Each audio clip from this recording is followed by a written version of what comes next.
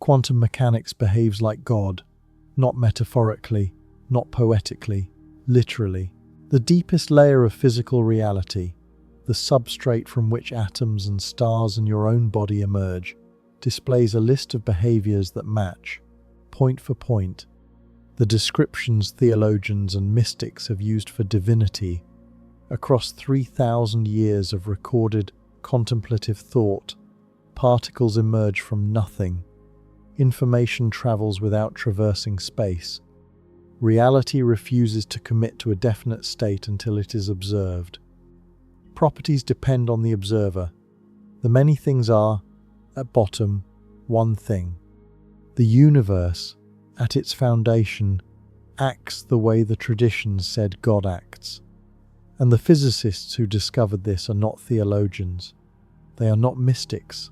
They are skeptical, secular, mathematically rigorous scientists who measured what they measured and reported what they found. What they found is a quantum world whose behaviors are, at minimum, an extraordinary structural parallel to the divine attributes that every major religious tradition has independently described. This is the claim that this investigation will examine. Not that quantum mechanics proves God, not that physics has resolved the question of divinity, not that the materialist worldview has been overturned by a scientific discovery. The claim is more careful than that, and more interesting. The claim is that the vocabulary of quantum mechanics and the vocabulary of theology, when placed side by side and examined with intellectual seriousness, display a convergence too precise to be dismissed and too philosophically loaded to be ignored. Vacuum fluctuations produce particles from emptiness. Entangled particles coordinate across galactic distances without any signal passing between them. The act of measurement collapses possibility into actuality without any mechanism that physics has been able to describe. Reality at the deepest level is contextual, observer-dependent, and informationally unified in ways no classical understanding of matter could have predicted. And every one of these behaviors corresponds to something the traditions have been asserting about God for millennia: creation from nothing, presence everywhere at once, unity that transcends spatial separation, the continuous sustaining of reality moment by moment, the dependence of the manifest world on a perceiving consciousness that the traditions have called divine. These are not vague resemblances. They are specific, technical, structural correspondences between what experimental physics has measured and what mystical theology has described. And the question this investigation pursues is what those correspondences mean. Begin where the evidence begins. With the experiments, with the data, with the precise, replicable, mathematically formulated behaviors that quantum mechanics displays. Because the entire argument depends on getting the physics exactly right. If the physics is misrepresented, the parallels collapse. If the physics is exaggerated, the conclusion is unwarranted. If the physics is dismissed, the question never arises. So we begin with what the physicists have actually found. Begin with the vacuum. The word suggests emptiness. In ordinary language, a vacuum is the absence of matter, the absence of energy, the absence of anything. The space between stars, drained of all gas. The interior of a sealed chamber from which every molecule has been pumped out. Nothing. Pure nothing. This is what the word vacuum means in everyday speech, and it is wrong. In quantum field theory, the vacuum is not empty. It is the most active, most energetic, most populated region of physical reality that exists. The vacuum is filled with what physicists call quantum fluctuations, ceaseless, spontaneous, uncaused emergences of particle and antiparticle pairs from the underlying quantum fields. Particles that flash into existence, exist for fractions of a second, and vanish back into the field. The vacuum is not nothing. The vacuum is a churning, foaming, infinitely productive sea of potentiality from which actual matter continuously precipitates and into which it continuously dissolves. This is not speculation, this is measured fact. The Casimir effect, predicted by the Dutch physicist Hendrik Casimir at Philips Research in 1948, demonstrates the reality of vacuum energy through direct mechanical measurement. Place two uncharged metal plates extremely close together in a vacuum, and they will be pushed toward each other by a tiny but precisely calculable force. The force exists because the vacuum fluctuations between the plates are constrained by the geometry, while the fluctuations outside the plates are not. The pressure difference produces an attractive force that has no source other than the energy of empty space itself. Steve Lamoureux at the University of Washington in 1997 performed the first precision measurement of the Casimir force, confirming the prediction within 5%. Umar Mohideen and Anushree Roy at the University of California, Riverside, in 1998 refined the measurement using atomic force microscopy, achieving agreement at the 1% level. The vacuum has measurable, mechanical, force-producing energy. The Casimir effect is not the only evidence. The Lamb shift, measured by Willis Lamb at Columbia in 1947 with Robert Rutherford, demonstrates that vacuum fluctuations alter the energy levels of electrons in hydrogen atoms by precisely calculable amounts. The anomalous magnetic moment of the electron, measured to 12 decimal places of accuracy, agrees with quantum field theory predictions only when contributions of vacuum fluctuations are included. Spontaneous emission, the process by which excited atoms drop to lower energy states and emit photons even when no external field is present, is driven by the coupling of atoms to vacuum fluctuations of the electromagnetic field. Every one of these phenomena is direct experimental evidence that empty space is not empty. The vacuum is the most active region of physical reality that physics has ever measured, a sea of virtual particles continuously emerging and dissolving, a substrate of inexhaustible activity from which every actual thing is precipitated. The implications of this fact are theological. The traditions have always asserted that creation does not occur once in the past, after which the universe runs on its own.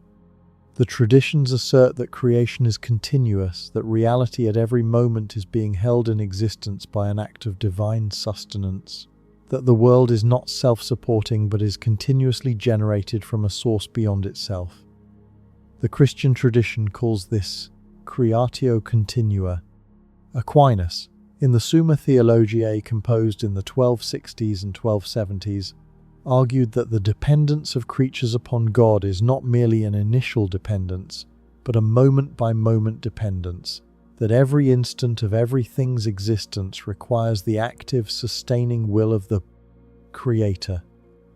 Without that sustaining will, the creature would not merely cease to develop, it would cease to be, it would dissolve back into the nothingness from which it came. The Islamic tradition describes the same insight through the doctrine of tajdid al-khalq fi kulli an, the renewal of creation in every instant. The Asharite theological school, developed by Abu al-Hasan al-Ash'ari in the 10th century and refined by al-Ghazali in the 11th, asserted that the apparent persistence of objects in time is not a passive continuation but an active recreation. Each moment, God recreates the world. Each moment, every particle is brought into being anew. The continuity we perceive is the continuity of divine creative activity, not the continuity of self-sustaining substance. Al-Ghazali developed the implication systematically in his Tahafut al-Falasifa, the incoherence of the philosophers, arguing that the apparent causal connections between events are themselves features of divine habit, rather than independent properties of created things. The universe is not a machine that runs. The universe is a continuous performance, sustained moment by the divine will. The Buddhist tradition expresses the same insight through the doctrine of Kshanikavada, momentariness, developed extensively in the Abhidharma literature and elaborated by figures including Vasubandhu in the 4th century. Every phenomenon, on the developed Buddhist analysis, exists for a single ksana, an instant of vanishingly brief duration, and then ceases. What appears as the continuous existence of an object across time is actually a sequence of momentary phenomena, arising and ceasing in rapid succession, with each successive moment being a distinct phenomenon caused by the immediately preceding one. The apparent stability of the world is a cognitive construction laid over a reality of continuous flux in which nothing persists from moment to moment as the same thing. Buddhaghosa, in the Visuddhimagga composed in 5th century Sri Lanka, articulated the analysis with substantial precision, comparing the continuity of the self to the continuity of a flame, consuming one wick after another, while appearing as a single fire. The Hindu tradition expresses the same insight through the rhythm of cosmic exhalation and inhalation. Brahman manifests the world through prasara, expansion or projection, and withdraws it through samhara, contraction or dissolution, with the manifest cosmos being a continuous interplay of these two movements rather than a static structure. The 8th century philosopher Adi Shankara articulated the implication that the apparent reality of the manifest world is Maya, not in the sense of illusion as falsehood, but in the sense of dependent appearance.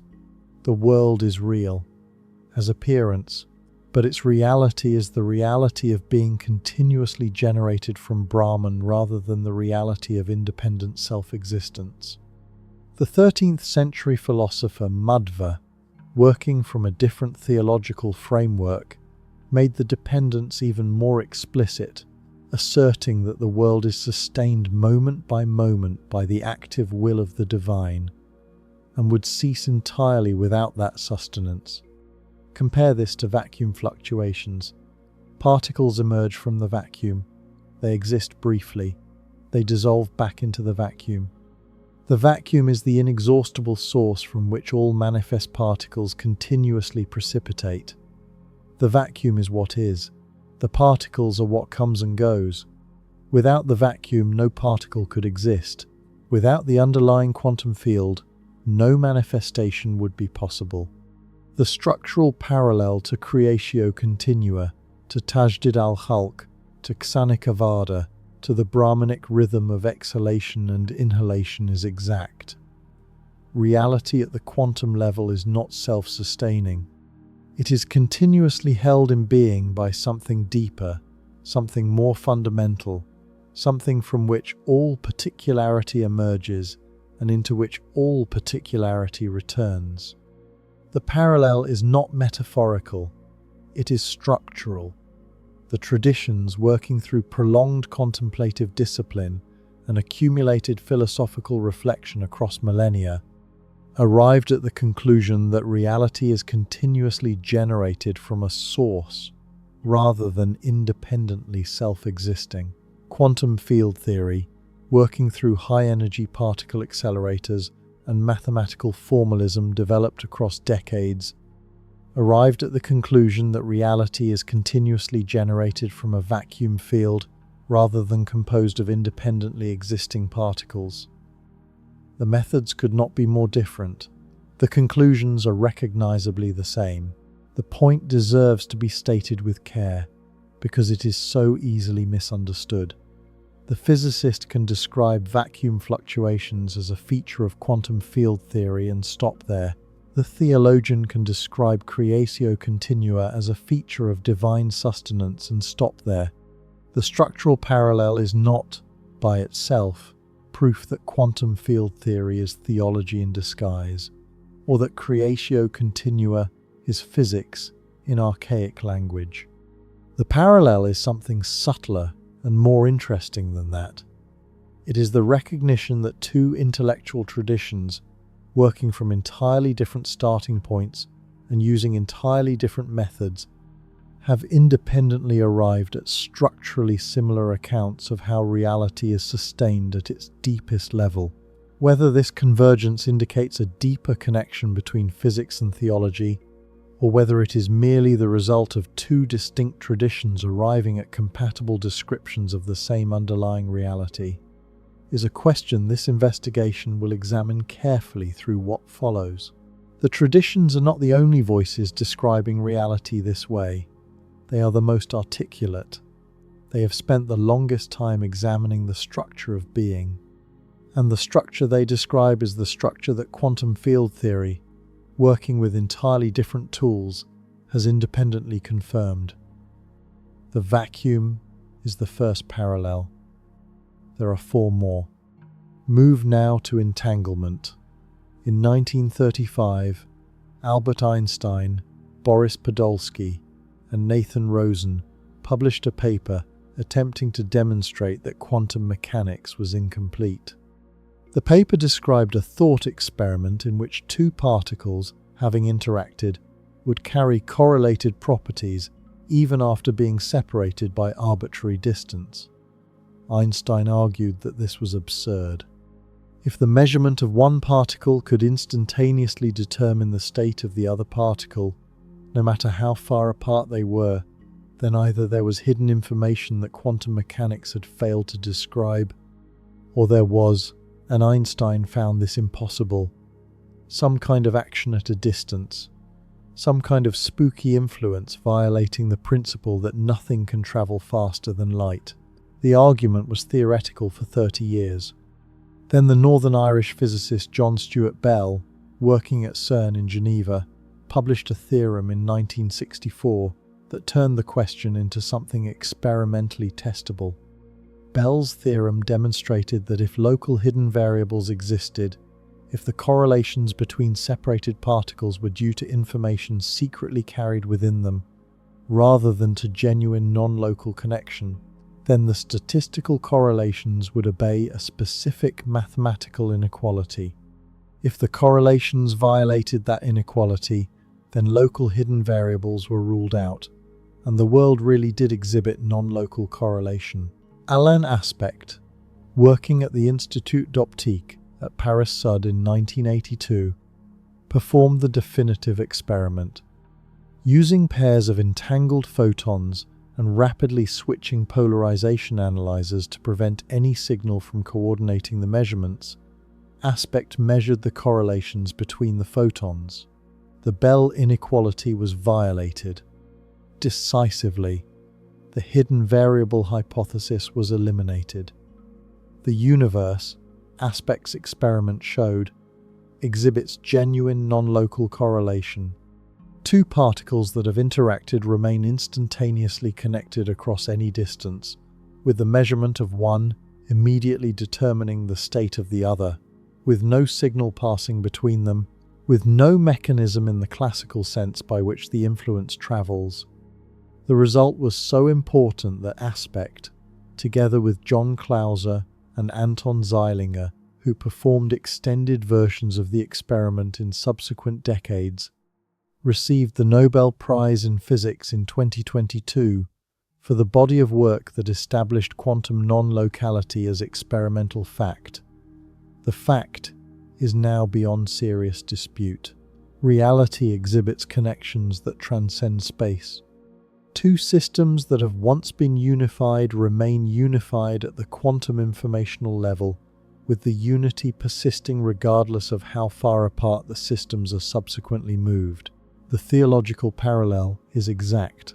Every major contemplative tradition asserts that the deepest reality is unified, that the apparent separation of distinct things is a feature of surface phenomenon rather than of the underlying truth, and that this unity is the most fundamental fact about existence. The Hindu tradition expresses this in the assertion of the Chandogya Upanishad, Tat Tvamasi, you are that. The Atman, the inner self of the individual, is identical to Brahman, the universal ground of being. The apparent separation between you and the universe is illusory. At the deepest level, beneath the level of differentiated things, all is one, Shankara developed the implication systematically in his commentaries on the Upanishads, arguing that the recognition of non-difference between Atman and Brahman is the highest knowledge, and that this knowledge is the goal of the contemplative path. The Buddhist tradition expresses the same insight through the doctrine of pratityasamutpada, dependent origination, the assertion that nothing exists independently, that every phenomenon is constituted by its relationships to every other phenomenon, that the appearance of separate, self-contained entities is a cognitive construction laid over a reality fundamentally interconnected.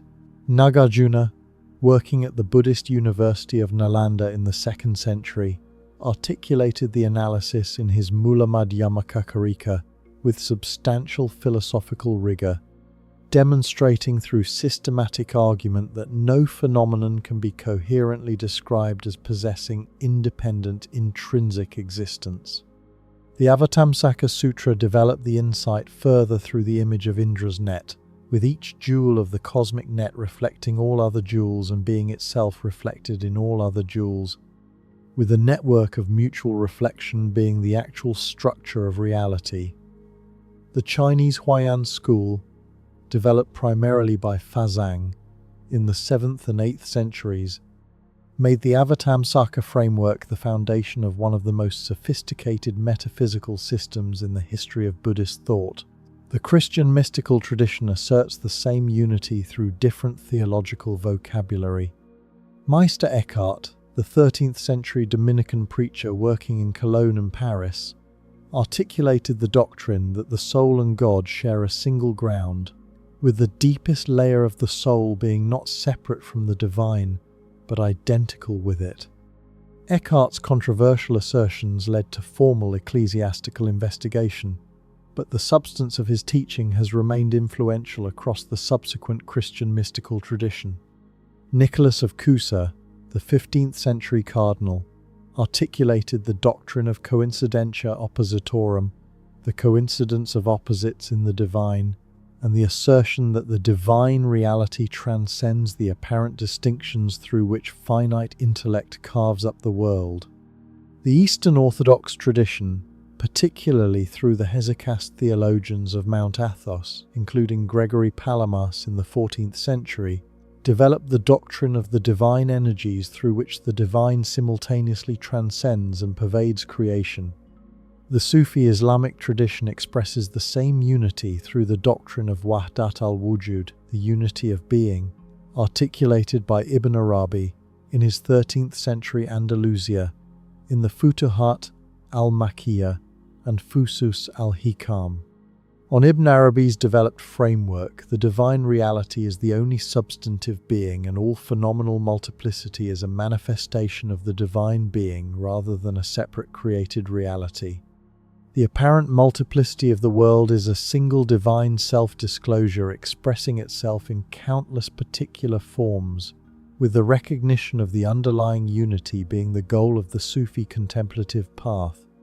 The framework was systematically developed across the subsequent Sufi tradition, with figures including Abd al-Karim al-Jili in the 15th century articulating the implications for human existence. Quantum entanglement is, at minimum, a structural analogue of these claims. The traditions assert that beneath the surface of apparent separation lies a deeper unity. Quantum mechanics demonstrates that beneath the surface of apparent separation lies a deeper unity. The traditions assert that this unity transcends space. Quantum mechanics demonstrates that the correlations between entangled particles transcend space. The traditions assert that the unity is informational, that it concerns the relationship between minds and the relationship between consciousness and reality.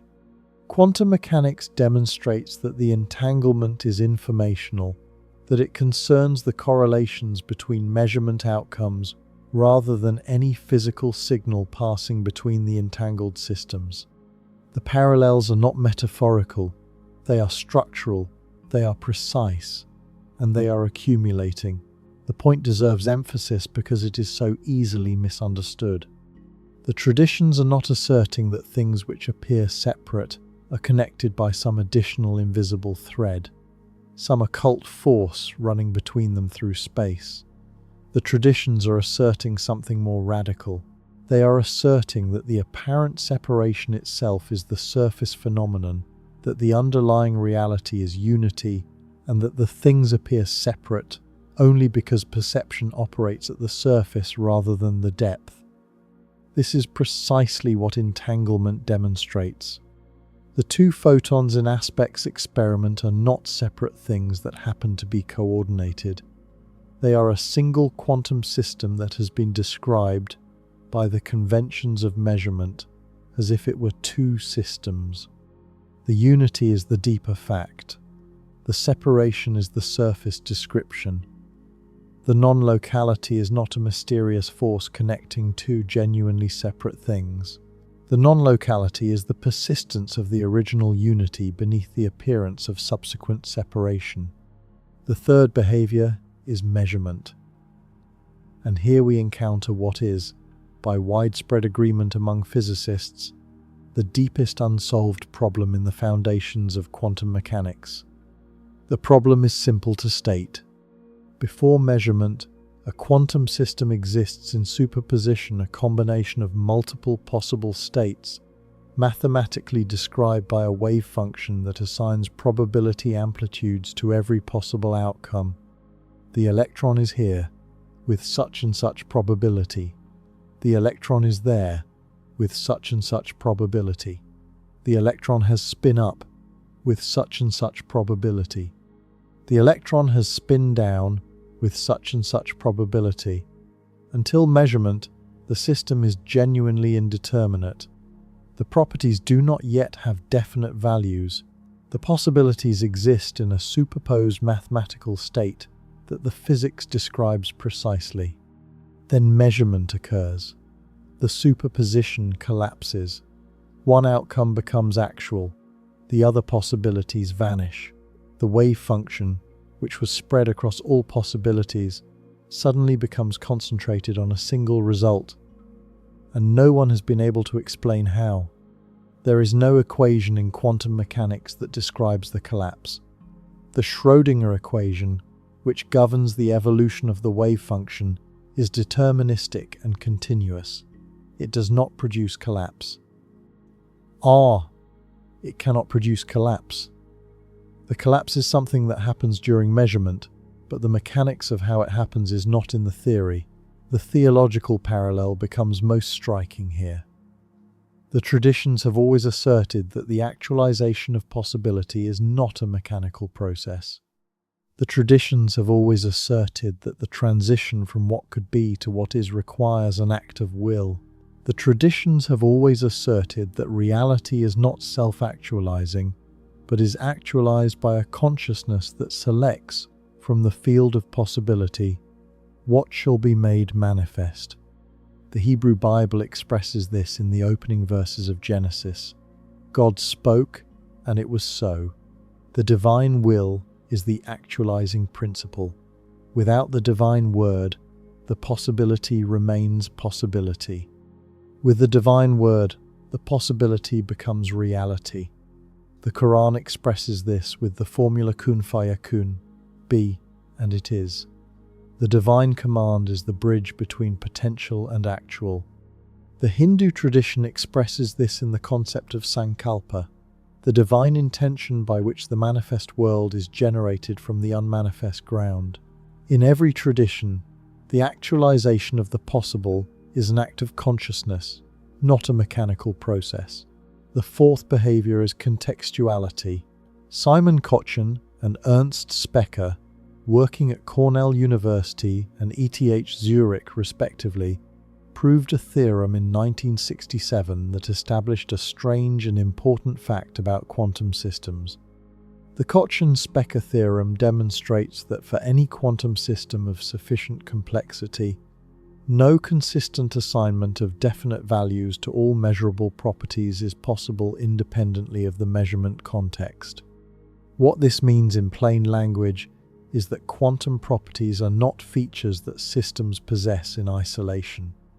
Quantum properties are features that emerge in relation to specific measurement arrangements.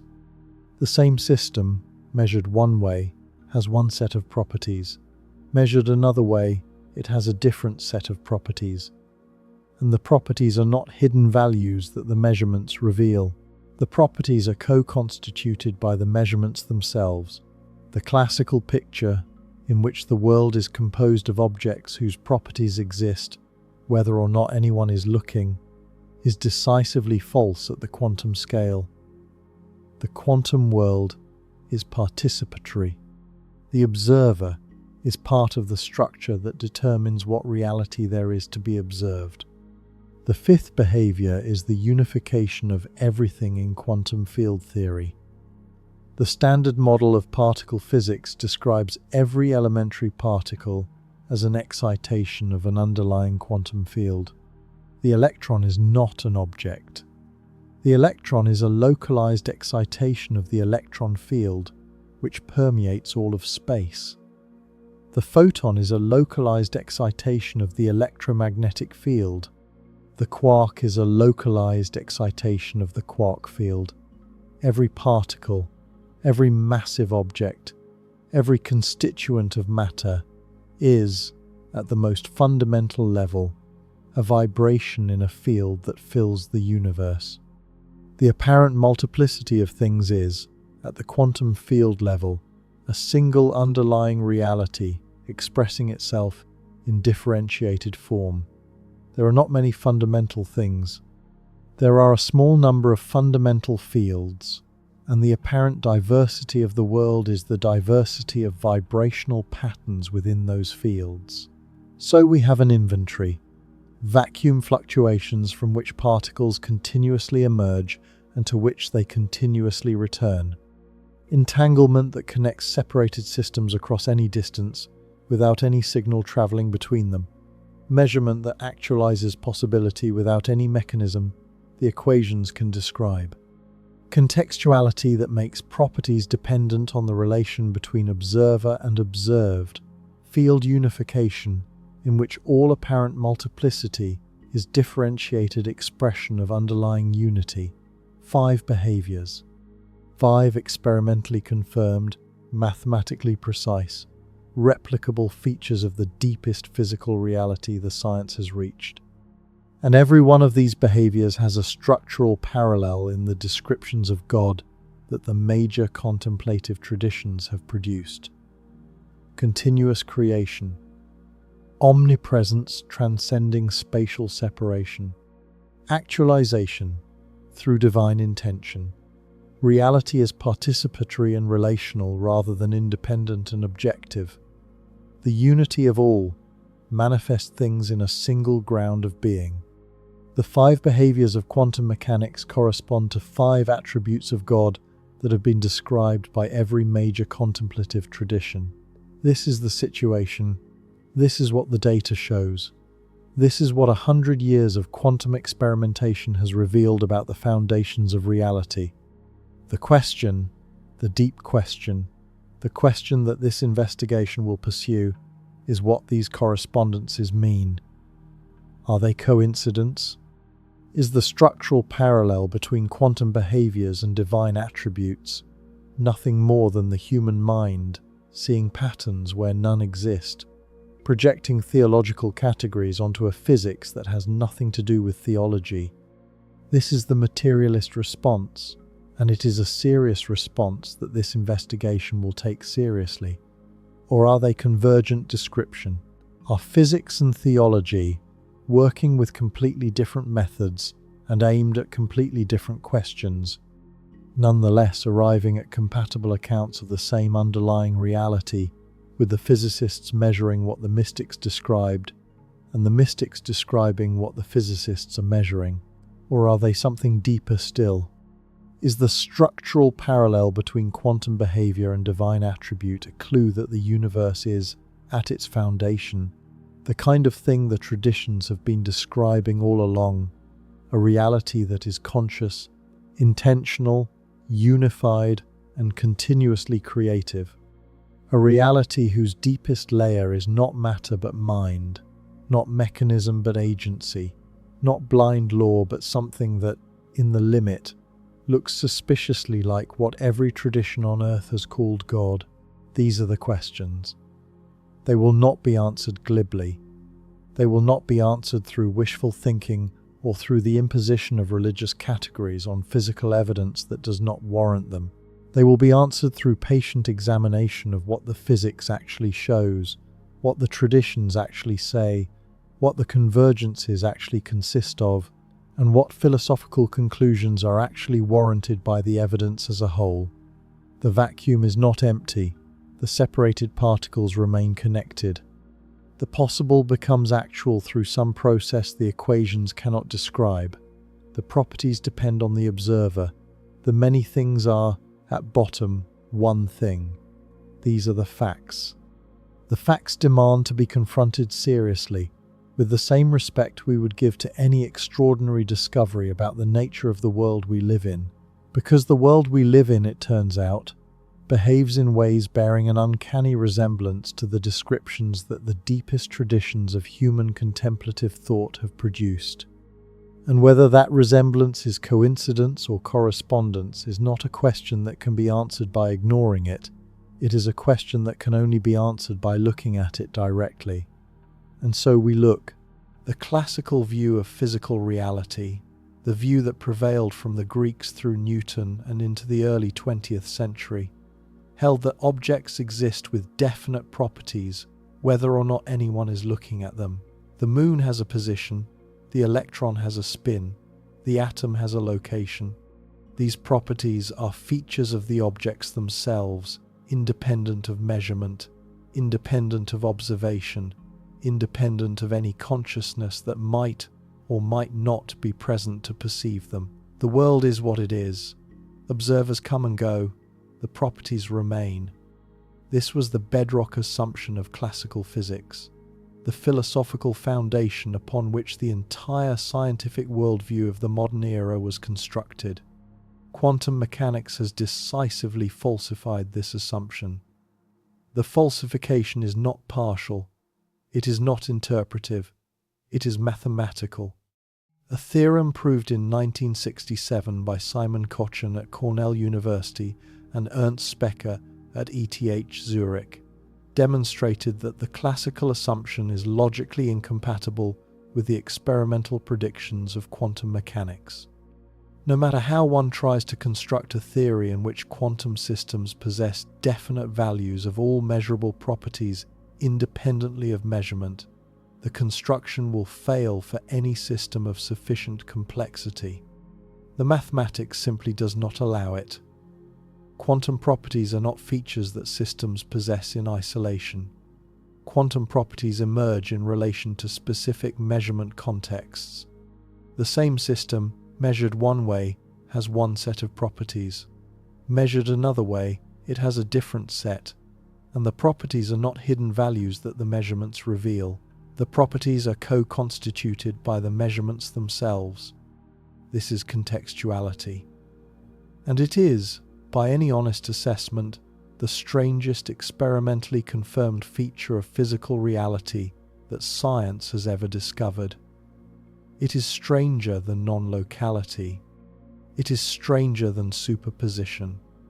It is stranger than the Heisenberg uncertainty principle. Because contextuality does not say merely that we cannot know the properties of a quantum system before we measure it. Contextuality says that the properties do not exist before we measure them, and that the act of measurement is part of what brings them into existence. The observer is not external to the reality being observed. The observer is part of the structure that determines what reality there is to be observed. The Kochen-Specker theorem itself deserves to be understood. The theorem proceeds by constructing a finite set of measurement directions in three-dimensional space. The original 1967 proof used 117 directions, though subsequent simplified versions developed by figures including Asher Perez and Adan Cabello have reduced the number to as few as 18, and showing that no consistent assignment of values can be made to all of these. Measurements, simultaneously. If quantum systems possess definite values of their properties independently of measurement, then for any chosen set of measurement directions, there should exist some assignment of values consistent with the predictions of quantum mechanics. Kochen and Specker prove that no such assignment exists. The constraints are too tight. The geometry of the measurements rules out any consistent value assignment. Reality at the quantum level cannot be a collection of objects with predetermined properties. This is not a theoretical curiosity. It has been experimentally verified. The first direct experimental tests of contextuality were performed in the 1990s and have been refined extensively since.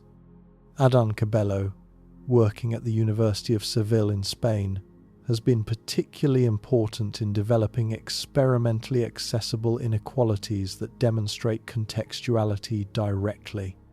The Klyachko-Kan-Binicioglu-Shumovsky inequality, formulated in 2008 by Alexander Klyachko and his collaborators, allows contextuality to be tested with as few as 5 measurement settings on a single kutrit. Experimental violations have been observed using neutrons at the Vienna University of Technology in 2006, photons in laboratories at the University of Vienna and elsewhere, and trapped ions at the National Institute of Standards and Technology in Boulder. The 2015 loophole-free Bell tests performed simultaneously by 3 independent groups: Ronald Hansen and his team at Delft University of Technology, Marissa Justina with Anton Zeilinger in Vienna, and Christa Schalm with the National Institute of Standards and Technology, closed the remaining experimental loopholes that had allowed any conceivable classical alternative to remain marginally viable. The contextual structure of quantum reality is now established beyond serious experimental dispute. The contextuality of quantum mechanics is not a theoretical possibility. It is an experimentally established fact about the physical universe. The implications are staggering. The classical picture of the world, in which objects possess properties, whether or not anyone is looking, has been ruled out by experiment. The world is not a collection of objects with independent characteristics. The world, at the quantum level, is a relational structure in which the characteristics that emerge depend on the relationships established through measurement. Reality is participatory. The observer is part of the reality being observed. The act of measurement is not a passive recording of pre-existing facts. The act of measurement is constitutive of the facts being recorded. Reality, at the foundation, requires the engagement of consciousness in order to be reality at all. John Archibald Wheeler, the Princeton physicist who coined the term black hole, and who was one of the most penetrating thinkers about the foundations of quantum mechanics in the 20th century, formulated this insight as the participatory universe. Wheeler proposed across a series of papers and lectures in the 1970s and 1980s that the universe is not a passive object that observers happen to encounter. The universe is a participatory phenomenon in which observation is a constitutive act. Wheeler called this the "it from bit" thesis, the assertion that physical reality, at its foundation, is informational rather than material, with information being something that requires engagement, decision, distinction. The bit is the most elementary unit of information. The bit is the answer to a single yes or no question. Without the question, there is no answer. Without the engagement that asks, there is no information at all. Wheeler argued that physical reality is constructed from bits, and that bits require observers, and that the universe is therefore constituted, in part, by the observers within it. Eugene Wigner, the Hungarian-American physicist who shared the 1963 Nobel Prize in Physics for his work on the symmetries of quantum systems, took the implication further. Wigner argued in his 1961 essay, Remarks on the Mind-Body Question, that the chain of measurement, traced backward from the final observed result, leads inevitably to a point where the chain must be terminated by something outside the quantum mechanical description. Wigner identified this terminating element with consciousness itself, asserting that the quantum mechanical formalism is consistent only if the conscious observer plays an active role in the actualization of measurement outcomes. The position has been controversial throughout its history, but it has never been refuted, and it remains one of the live options in the foundational debate about quantum measurement. This was not mysticism on Wheeler's part. This was the considered position of one of the most respected theoretical physicists of his generation, formulated as a serious response to the experimental facts of quantum measurement and the theoretical results that contextuality had established. Wheeler was the doctoral advisor of Richard Feynman. He worked with Niels Bohr on the theory of nuclear fission. He was the principal architect, with John von Neumann and others, of the post-war revival of general relativity. His scientific credentials were impeccable, and his considered position was that the universe is participatory, that observers are constitutive of reality, and that the deep structure of physics requires consciousness in some way that physics itself has not yet fully clarified. Werner Heisenberg, in his 1958 book Physics and Philosophy, articulated a parallel implication. Heisenberg wrote that the conception of objective reality has evaporated into the mathematics that represents not the behavior of elementary particles, but our knowledge of this behavior. The transition from classical to quantum physics, on Heisenberg's developed account, is not merely a transition between scientific theories. It is a transition between metaphysical frameworks, with the new framework requiring substantial revision of the assumption that physical reality exists independently of the consciousness that engages it. The delayed choice experiment, proposed by Wheeler in 1978 and performed in increasingly sophisticated forms across subsequent decades, deepens the implication. In the standard double-slit experiment, the choice of whether to observe which slit a particle passes through is made before the particle reaches the slits. In Wheeler's delayed choice variant, the choice is made after the particle has already passed through, and the experimental result is that the past behavior of the particle depends on the future choice. If the experimenter chooses, after the particle has already passed through, to observe which slit it took, the particle will have taken one slit. If the experimenter chooses, after the particle has passed through, not to observe which slit it took, the particle will have taken both slits. The choice in the present determines what happened in the past. The substantial 2007 experiment by Vincent Jacques and his collaborators at the Institut d'Optique near Paris confirmed the prediction with substantial precision. The 2017 cosmic delayed choice experiment by Anton Zeilinger and collaborators extended the confirmation by using light from quasars billions of light-years away as the random choice mechanism, demonstrating that the participatory effect persists across cosmic distances and timescales. The proposed alternatives to the contextual interpretation, particularly the pilot wave theory developed by Louis de Broglie in 1927 and elaborated by David Bohm in 1952, attempt to recover a deterministic substructure beneath the apparent contextuality. But the Bohm theory itself is contextual in a substantial sense. The trajectories of the particles in the Bohm theory depend on the entire experimental context, including the apparatus, with the deterministic structure being preserved only by allowing this contextual dependence.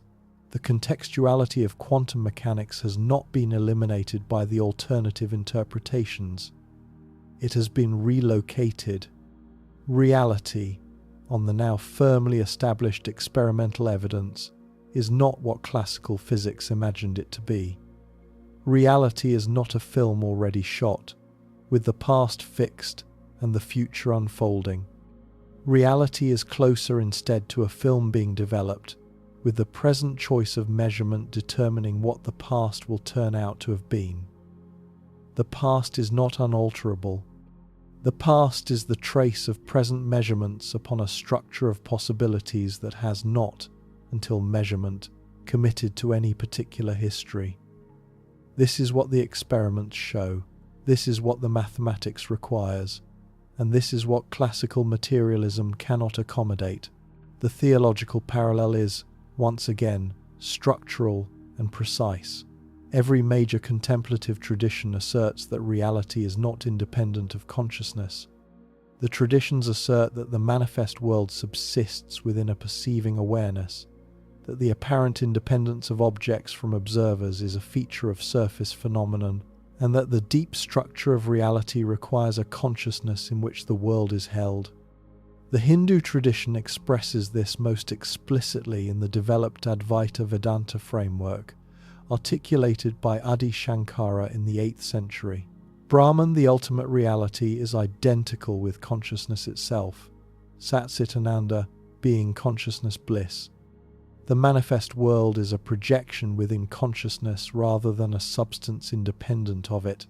Shankara developed the implications systematically across his commentaries on the Brahma Sutras, the Bhagavad Gita, and the principal Upanishads, arguing that the apparent existence of mind-independent objects is the result of avidya, ignorance, and that the contemplative recognition of consciousness as the ground of all phenomena is the highest knowledge. The Yogacara school of Buddhism, developed by Asanga and his half-brother Vasubandhu in the 4th century, articulates the same insight through a different conceptual vocabulary. The Yogacara framework holds that all phenomena are vijñaptimatra, consciousness only, and that what we encounter as external physical reality is not a substance independent of mind, but is the manifest content of consciousness itself. The Lankavatara Sutra and the Sandinirmocana Sutra, the foundational scriptural texts of the Yogacara tradition, develop the implications systematically. The 8th consciousness, the Alaya Vijnana or storehouse consciousness in Sanskrit, is the underlying field from which the apparent multiplicity of phenomena arises. What we take to be a world of independently existing objects is the structured manifestation of this underlying consciousness, with the apparent independence of objects being a feature of how consciousness produces its own contents, rather than a feature of any genuine externality.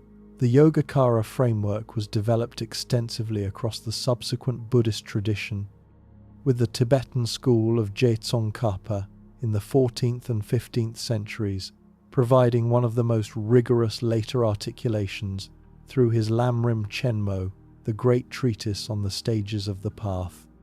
The Yogacara framework also influenced the Zen tradition that developed in Tang and Song dynasty China, with figures including Huineng in the 7th century articulating accessible expressions of the same underlying insight. The Christian tradition, particularly in its mystical and idealist strands, asserts the same dependence of created reality on divine consciousness.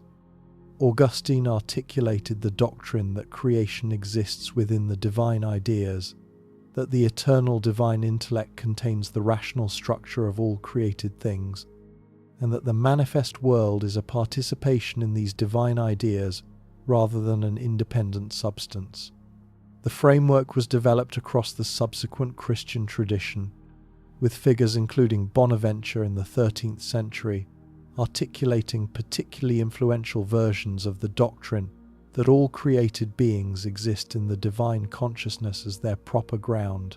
The Anglican philosopher and bishop George Berkeley, working in the early 18th century, took the doctrine to its philosophical conclusion in his developed argument that to be is to be perceived, that physical objects exist only insofar as they are perceived by some consciousness, and that the persistence of unperceived objects requires the continuous perception of God.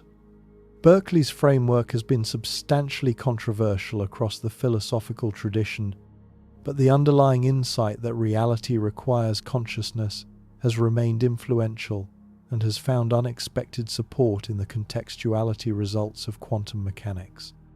Meister Eckhart, the 13th century Dominican preacher whose work has been central to the Christian mystical tradition, articulated a related insight in his German sermons. Eckhart taught that the eye with which I see God is the same eye with which God sees me, that there is no separation between the seeing and the seen at the deepest level of contemplative recognition. The framework was sufficiently radical that Eckhart's writings were investigated by ecclesiastical authority and certain propositions condemned posthumously, but the underlying recognition that the perceiving and the perceived share a deeper unity has remained influential across the subsequent Christian contemplative tradition.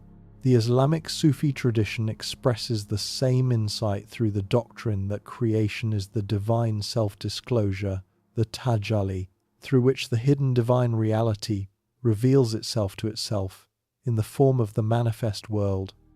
Ibn Arabi developed the framework systematically in his 13th century works, asserting that the divine is the only substantive reality and that the manifest world is the divine knowing itself in differentiated form. The world is not separate from the divine consciousness. The world is the divine consciousness manifesting its own contents. Without the divine self-disclosure, the manifest world would not be. The Wahdat al-Wujud framework was developed across the subsequent Sufi tradition, with figures including Sadr al-Din Kunawi in the 13th century and Mullah Sadra in 17th century Iran, elaborating the philosophical implications across centuries. The witness consciousness, called Sakshi in the Sanskrit philosophical tradition, deserves particular attention because it points to a feature of conscious experience that connects directly to the participatory structure that quantum mechanics has revealed. The Sakshi is the consciousness that observes all mental and sensory contents without being itself a content. When you see a tree, there is the tree, and there is the seeing. The Sakshi is the seeing, the witnessing presence that is aware of the tree without being identical to the tree. When you have a thought, there is the thought, and there is the awareness of the thought. The Sakshi is the awareness, the witnessing presence that is aware of the thought without being identical to the thought. The Hindu philosophical tradition argues that the Sakshi is not a particular feature of individual consciousness, but is the universal witnessing presence in which all phenomena occur. Every act of observation is the Sakshi observing. Every measurement is the Sakshi measuring. Every moment of conscious engagement with the world is the Sakshi engaging. The connection to quantum contextuality is direct. The Koch-and-Specker theorem demonstrates that quantum properties do not exist independently of measurement. Wheeler's participatory universe asserts that physical reality requires observers in some constitutive way. The Sakshi framework asserts that all measurement and observation is the manifestation of a single underlying witnessing consciousness in which all phenomena arise. If the participatory universe of quantum mechanics is taken seriously, and if the Sakshi of Advaita Vedanta is taken seriously, the two frameworks converge on a recognizably similar account. The reality is constituted in part by a witnessing consciousness, with the apparent multiplicity of distinct observers being one manifestation of a deeper, unitary awareness. The materialist will resist this convergence. The contemplative will recognize it. And the question of which response is more accurate to the evidence is precisely what this investigation is examining. The Buddhist tradition adds an important refinement. The Yogacara framework, while affirming that all phenomena are consciousness only, does not assert that consciousness is a substance or a thing.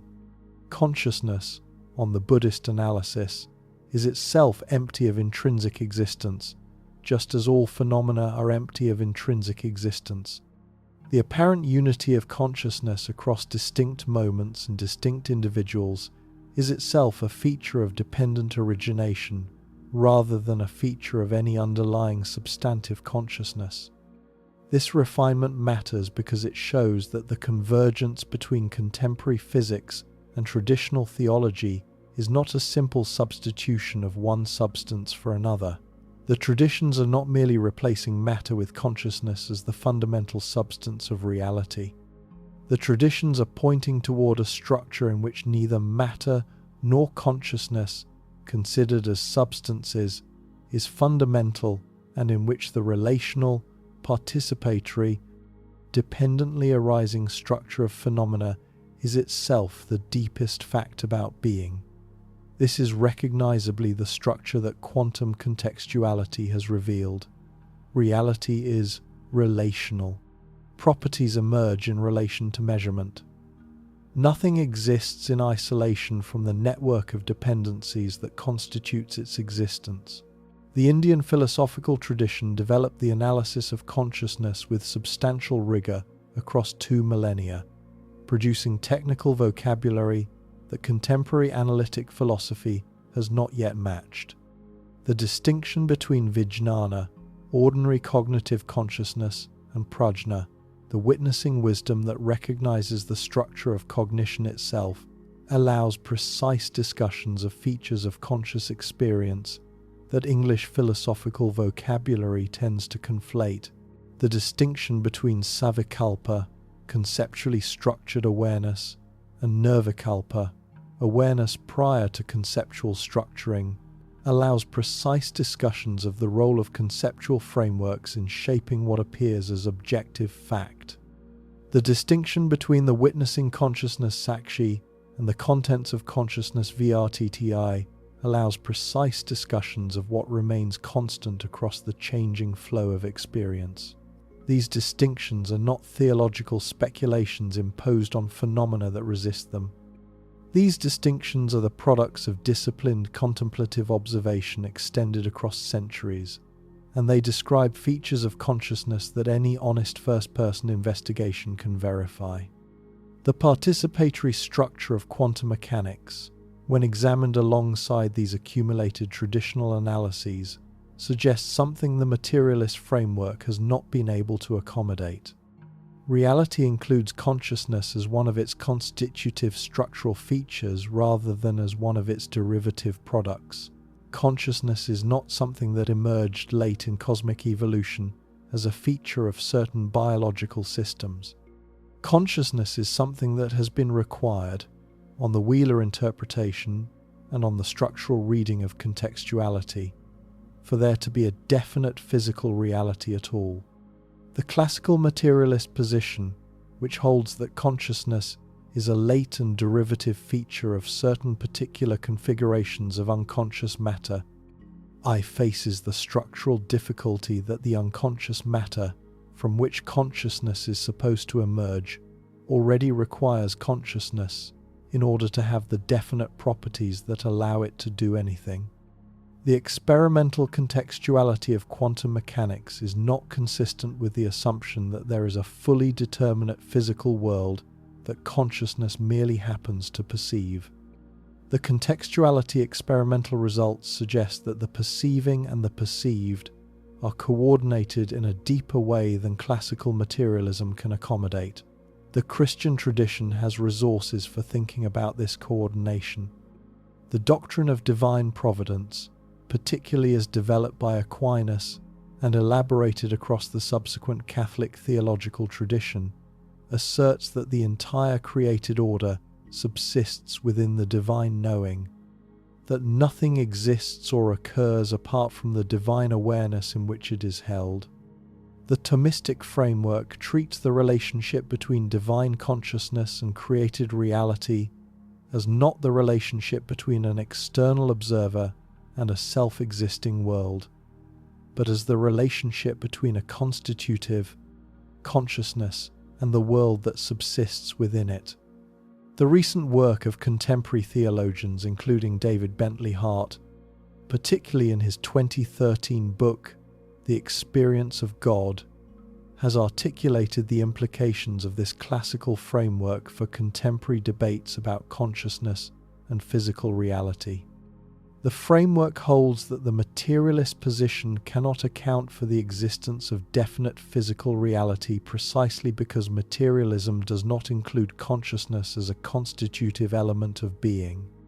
The framework that does include consciousness as constitutive, the classical theistic framework, developed across 2 millennia, can account for the structures that quantum mechanics has revealed in a way that materialism cannot. The Hindu tradition makes the connection even more directly. The Mandukya Upanishad, one of the most concise and philosophically dense among the principal Upanishads, articulates the 4 states of consciousness through which the structure of reality is to be understood: the waking state, the dream state, the deep sleep state, and Turiya, the 4th, the witnessing consciousness that underlies and contains the other 3. Turiya is not a state that comes and goes alongside the other states. Turiya is the underlying continuity within which the waking, dreaming, and dreamless sleep states arise and dissolve. The Mandukya argues that the recognition of Turiya as the actual ground of conscious experience is itself the recognition of the actual structure of reality. The ground is consciousness. The contents are phenomena. The phenomena depend on the ground. The ground does not depend on the phenomena. This is the developed Advaita framework, and it is structurally compatible with what quantum contextuality has revealed about the dependence of physical properties on the relational structures within which they emerge. The Buddhist tradition adds the further refinement that the ground itself is empty of intrinsic existence. The Madhyamaka school, articulated by Nagarjuna in the 2nd century and developed extensively across the subsequent Buddhist tradition, holds that even the apparently fundamental level of reality is itself dependent, relational, and empty of independent, substantive existence. There is no ultimate substance, no final ground, no bottom layer of being upon which everything else rests. There is only the ongoing relational structure of dependent origination, in which every phenomenon arises in dependence on every other phenomenon, with the entire network being the actual structure of reality. The framework has been controversial across the Buddhist tradition itself, with some schools resisting what they perceived as nihilism, but Nagarjuna's careful articulation makes clear that the position is not nihilistic. The denial of intrinsic existence is not the denial of existence. It is rather the recognition that existence is relational rather than substantive, dependent rather than independent, contextual rather than absolute. This is recognizably the structure that the Cochin-Specker theorem has demonstrated for quantum systems. The convergence between Madhyamaka Buddhism and quantum contextuality has been noted by various contemporary figures, including the Dalai Lama in his sustained engagement with the mind and life dialogues that have brought together Buddhist contemplatives and Western scientists across the past 4 decades. The convergence is not a casual surface resemblance. The Madhyamaka analysis of dependent origination and the experimental confirmation of contextuality both point toward a reality in which properties are relational rather than intrinsic, in which apparent independence is a surface phenomenon rather than a deep fact, and in which the deepest level of analysis reveals not a substance but a structure of dependencies. Whether this convergence indicates a deeper connection between Madhyamaka analysis and quantum mechanical structure, or whether it is merely the result of 2 traditions arriving at compatible accounts of an underlying reality, remains a question that this investigation continues to examine. The Taoist tradition expresses the same insight through different vocabulary. The Tao is the underlying source from which all distinct phenomena emerge, but the Tao itself cannot be captured in any specific characterization. The opening lines of the Tao Te Ching make this explicit. The Tao that can be named is not the eternal Tao. The Tao that can be characterized in determinate terms is not the actual Tao. The Tao is the relational structure within which all determinate things arise, but the Tao itself transcends the categories of determinate characterization. The Taoist analysis of Wu, non-being or non-determination, captures the same insight from a different angle. Wu is not nothing in the sense of pure absence. Wu is the indeterminate ground from which determinate things continuously emerge, the fertile potentiality that contains all possibilities without itself being any of them.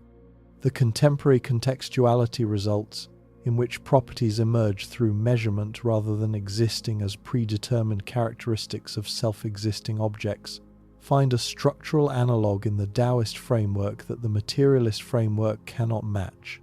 The 5 behaviors of quantum mechanics that this investigation is examining cohere into a single picture when viewed alongside these accumulated traditional frameworks. Vacuum fluctuations correspond to the continuous creative activity through which reality is sustained. Entanglement corresponds to the deeper unity that transcends apparent separation. Measurement collapse corresponds to the actualization of possibility through some process beyond mechanical description. Contextuality corresponds to the participatory structure in which observation is constitutive of what is observed. Field unification corresponds to the underlying singularity from which apparent multiplicity is differentiated. Each of these correspondences is structural and precise.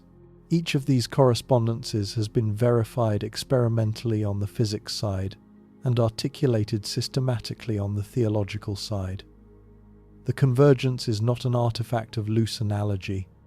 The convergence is a structural correspondence between the deepest accounts of reality that contemplative tradition and contemporary science have produced. The investigation continues. The participatory structure that contextuality has established is the framework within which measurement must be understood.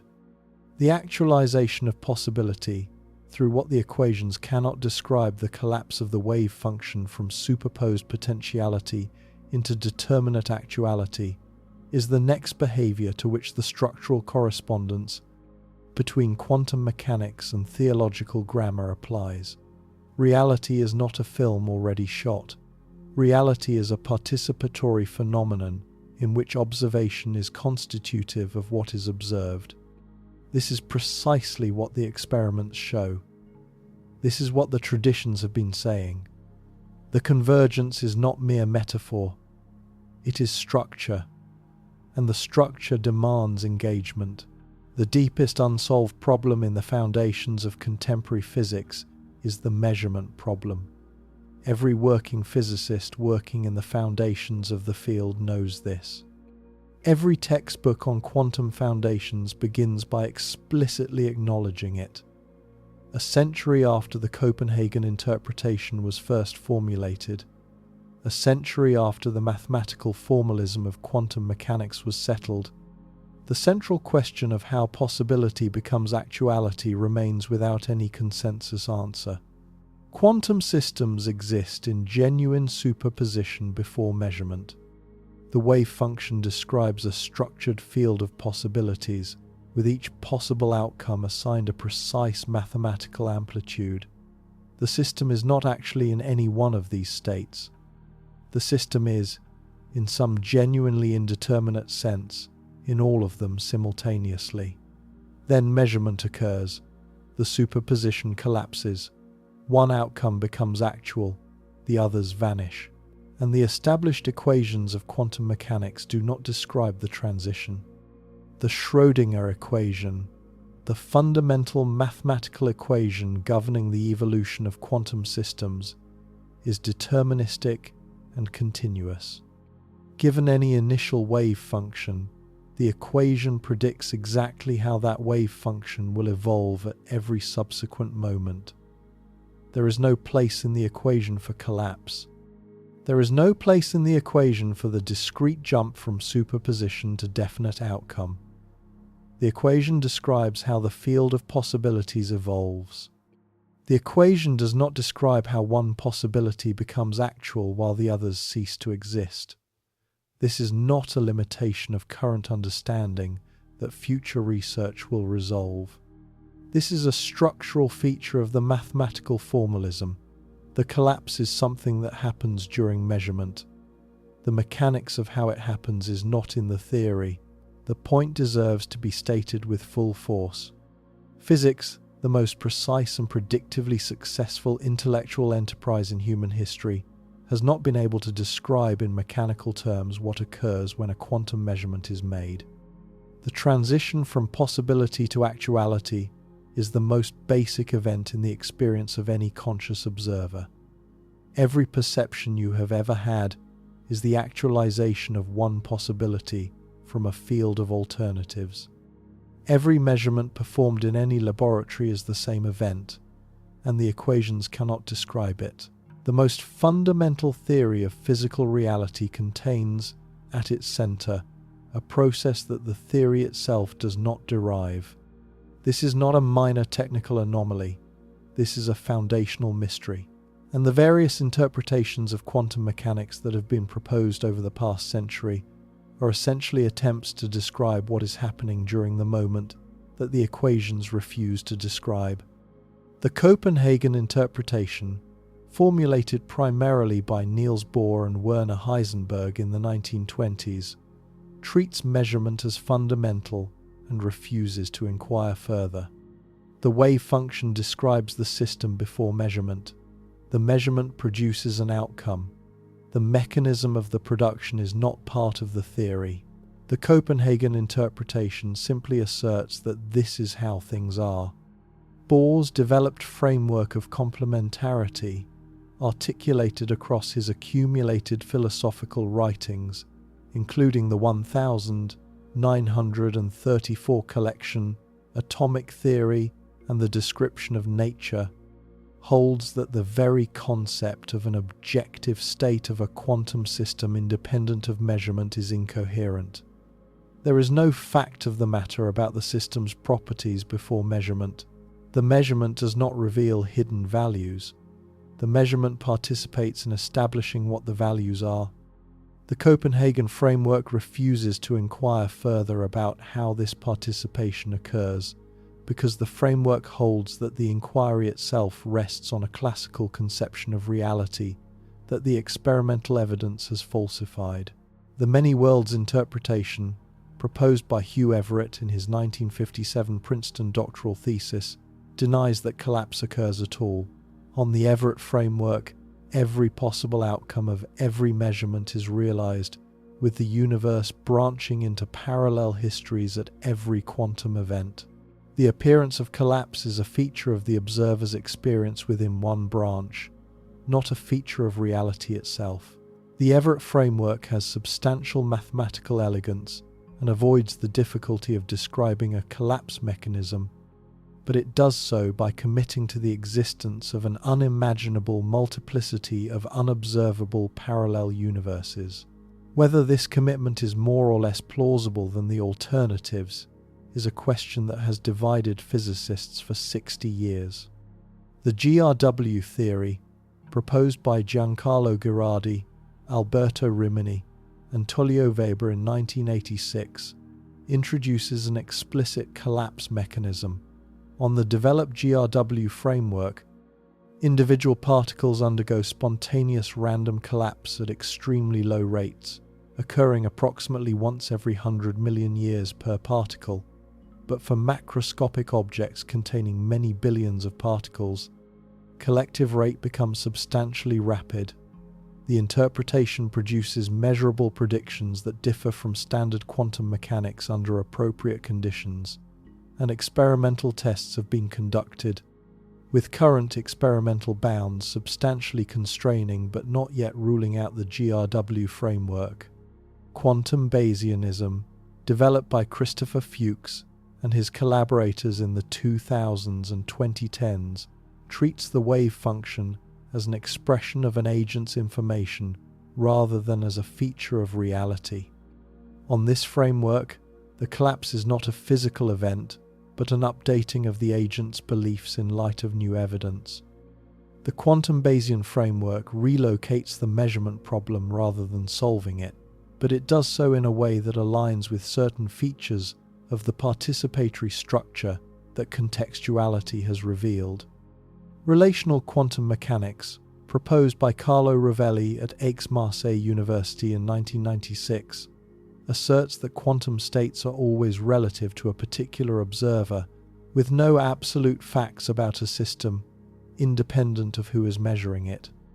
On this relational framework, what we call collapse is the establishment of a definite relation between observer and observed, with no observer-independent fact about what the system actually is.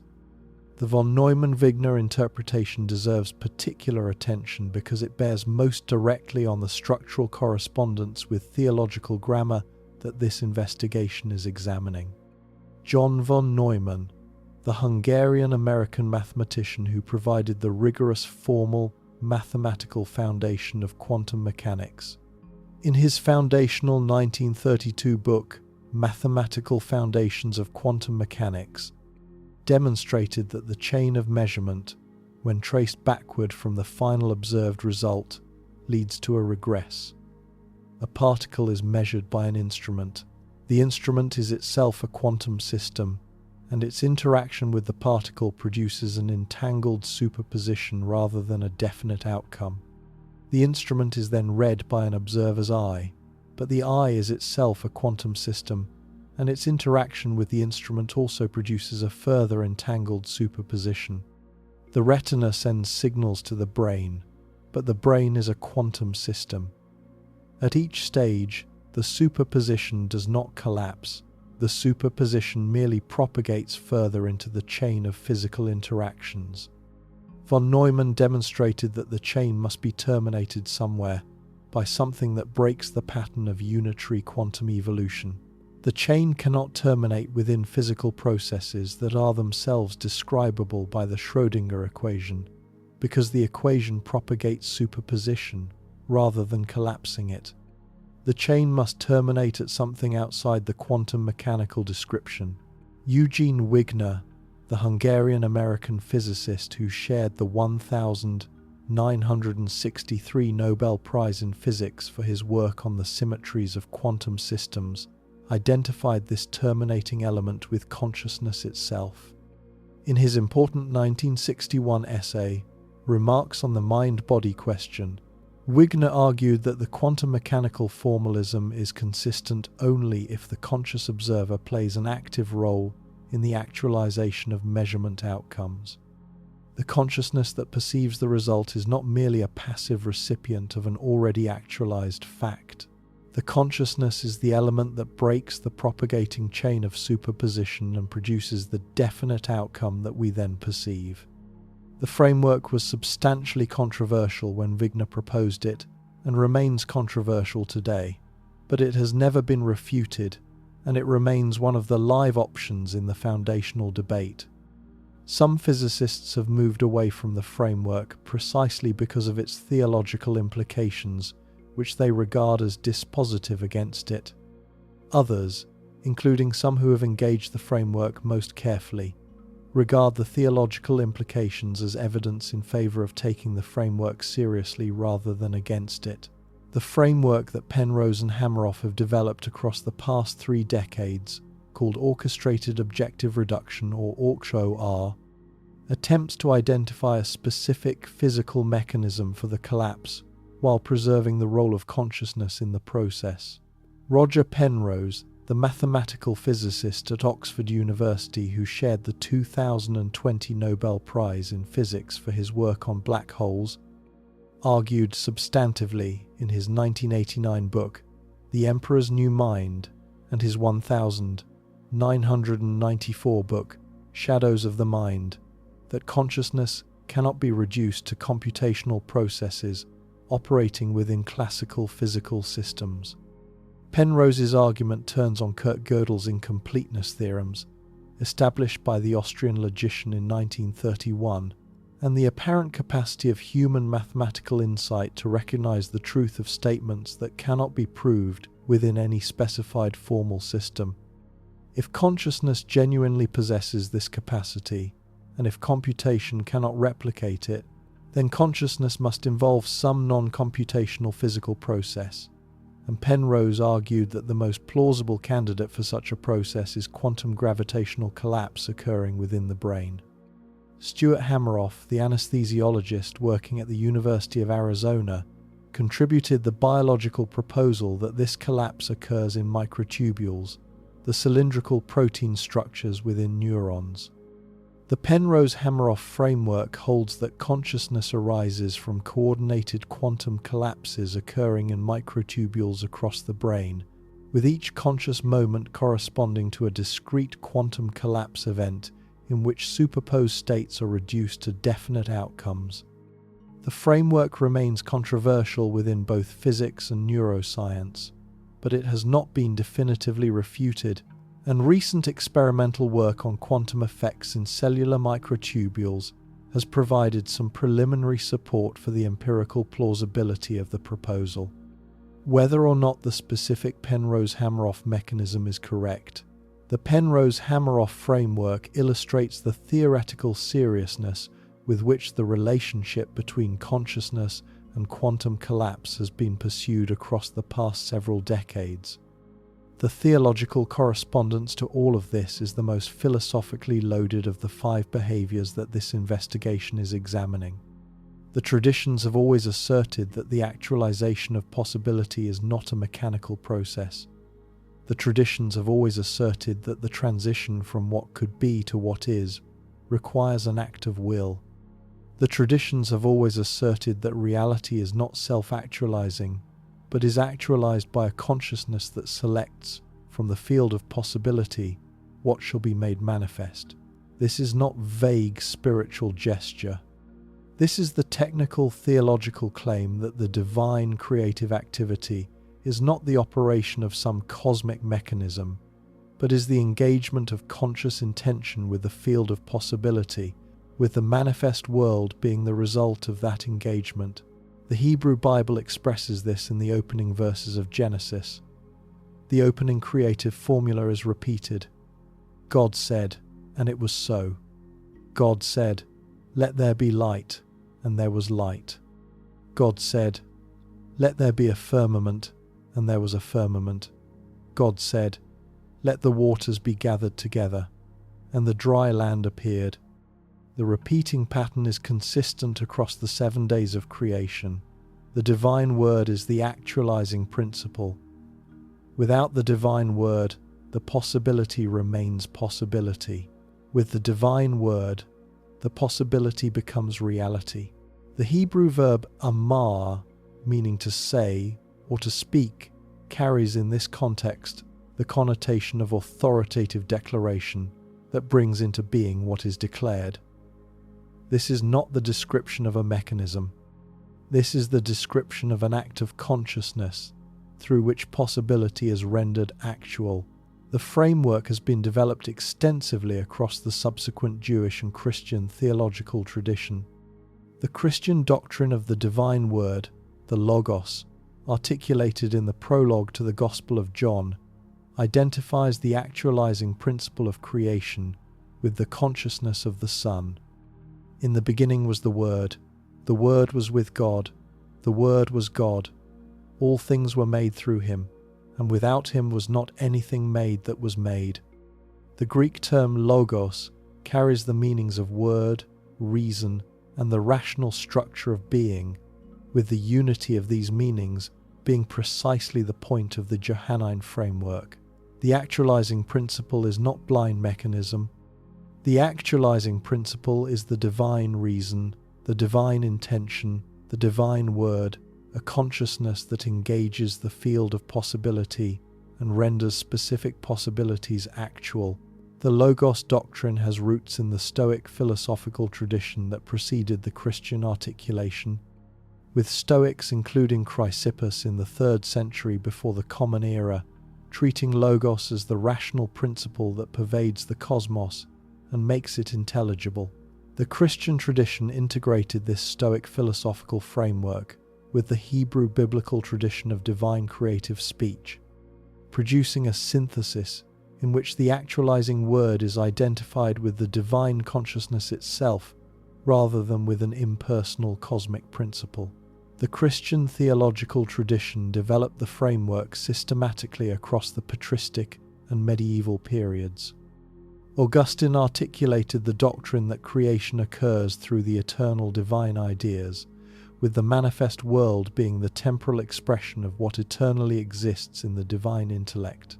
Aquinas developed the doctrine in the Summa Theologiae, distinguishing between the divine knowledge of vision through which God knows what actually exists, and the divine knowledge of simple intelligence through which God knows what could exist, with creation being the divine selection from the field of pure possibility into the field of actualized existence. The framework treats creation not as a one-time historical event, but as the ongoing engagement of divine consciousness with the field of possibility, with every moment of every actual thing's existence being the continuing actualization of what could be into what is. The Islamic tradition expresses the same insight through the Quranic formula kun fayakun, be and it is. The formula appears multiple times throughout the Quran, including in the 2nd surah, the 3rd, the 6th, the 16th, the 19th, the 36th, and the 40th. In each instance, the formula is invoked in the context of divine creative activity when God wills something into existence. The act of willing and the coming into being are presented as the same event. There is no gap between the divine intention and the actualization. There is no mechanism that translates one into the other. The divine command is itself the actualization. The framework was developed extensively across the Islamic theological tradition, with figures including Avicenna in 11th century Persia, Al-Ghazali in 11th century Khorasan and Baghdad, and Mullah Sadra in 17th century Iran, articulating the philosophical implications. Avicenna in his Kitab al-Shifa, or Book of Healing, developed the influential analysis that distinguishes between essence and existence in created things, with existence being a contingent feature that requires the divine command to render any particular essence actual. The framework provides perhaps the most rigorous medieval articulation of the structural distinction between possibility and actuality that quantum mechanics has revealed in different vocabulary. Mullah Sadra's developed framework, called the principle of the existential nature of being, or asalat al-wujud, holds that existence itself is the fundamental reality, and that the divine command is the bridge through which possible essences become actually existing things. The Sufi tradition adds a crucial refinement. Ibn Arabi articulated in his 13th century works the doctrine that the divine creative breath, the nafas al-Rahman, is the continuous medium through which the divine command actualizes possibility into existence. The breath of the merciful is not merely the initial creative act, but the ongoing process by which the divine consciousness sustains the manifest world from moment to moment. Each moment of existence is a fresh exhalation of the divine breath. Each actualization of possibility is the divine consciousness engaging the field of what could be and rendering specific possibilities actual. The Sufi framework provides perhaps the most direct theological articulation of what the measurement problem in quantum mechanics has revealed at the empirical level. The gap between possibility and actuality cannot be bridged by any mechanical process and requires the engagement of consciousness for its closure. The Hindu tradition expresses the same insight through the concept of sankalpa, the divine intention by which the manifest world is generated from the unmanifest ground. Brahman as ultimate reality contains all possibilities in undifferentiated form. The manifest world arises through divine will, with specific possibilities being selected from the totality and rendered actual through the engagement of divine consciousness. The framework has been developed extensively across the Hindu philosophical tradition, with the Bhagavad Gita articulating particularly influential versions in the speeches in which Krishna describes his role as the actualizing principle of the manifest world. "I am the source of all things," Krishna says. "From me everything proceeds. To me everything returns." The actualizing intention is the divine consciousness, and the manifest world is the result. The Yoga Sutras of Patanjali, composed approximately 2000 years ago, develop a parallel framework in which the manifest world arises from the unmanifest ground through the structured engagement of consciousness with Prakriti, the field of material potentiality. The yoga framework treats the actualization of specific phenomena as the structured engagement of Purusha, pure consciousness, with the field of possibility, with this engagement being the source of the manifest world rather than a derivative process within it. The Taoist tradition expressed a structurally similar insight through the doctrine of Wu Wei, the principle of effortless action through which the Tao manifests specific outcomes from the underlying field of possibility. The framework holds that the actualization of any particular event in the manifest world is not the result of forceful imposition by any agent, but is the natural unfolding of the underlying Tao through the situation. The Tao Te Ching describes this as the way in which heaven and earth do not exert themselves yet accomplish all things. The Zhuangzi developed the framework further across its substantial accumulated chapters, with the underlying insight being that the actualization of phenomena from the field of possibility is the natural rhythmic functioning of the cosmos rather than the result of any particular mechanical process. The Tantric tradition refined the framework further through the doctrine of Spanda, the divine pulsation through which consciousness alternately manifests and unmanifests the world. The Kashmir Shaivism of figures, including Abhinavagupta in the 11th century, developed the framework systematically, treating the relationship between consciousness and manifest reality as a continuous, rhythmic engagement in which possibility and actuality alternate at the deepest level of being. The convergence between the Spanda framework and the quantum mechanical structure of measurement-induced actualization is not a casual resemblance. Both frameworks describe a structure in which a consciousness engages a field of possibility and actualizes specific outcomes through that engagement. The Buddhist tradition adds important philosophical refinement. The Yogacara school analyzed the actualization of phenomenal experience as the ripening of karmic seeds within the alaya vijnana, the storehouse consciousness. The framework treats the apparent objectivity of the experienced world as the structured manifestation of consciousness rather than as the perception of mind-independent objects. What we experience as a world of independently existing things is the projection of consciousness in accordance with the karmic conditions accumulated across our actions. The framework does not directly assert a divine creative consciousness in the theistic sense, but it identifies consciousness as the actualizing principle through which the apparent world arises, which is the structural feature that the measurement problem in quantum mechanics has revealed in different vocabulary. The Madhyamaka school refined the analysis further through the doctrine of conventional and ultimate truth. At the conventional level, things appear to exist as discrete objects with definite properties. At the ultimate level, this appearance is empty of intrinsic existence and arises only through dependent origination. The actualization of conventional reality from ultimate emptiness is not a mechanical process. It is the structured manifestation of dependent origination through which the apparent world arises.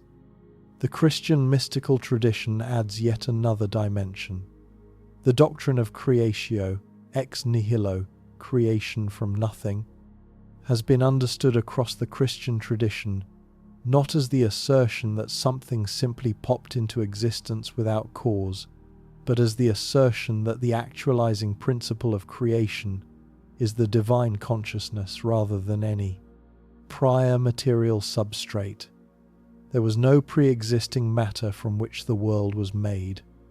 There was the divine consciousness, and the divine consciousness rendered actual what had previously been only potential.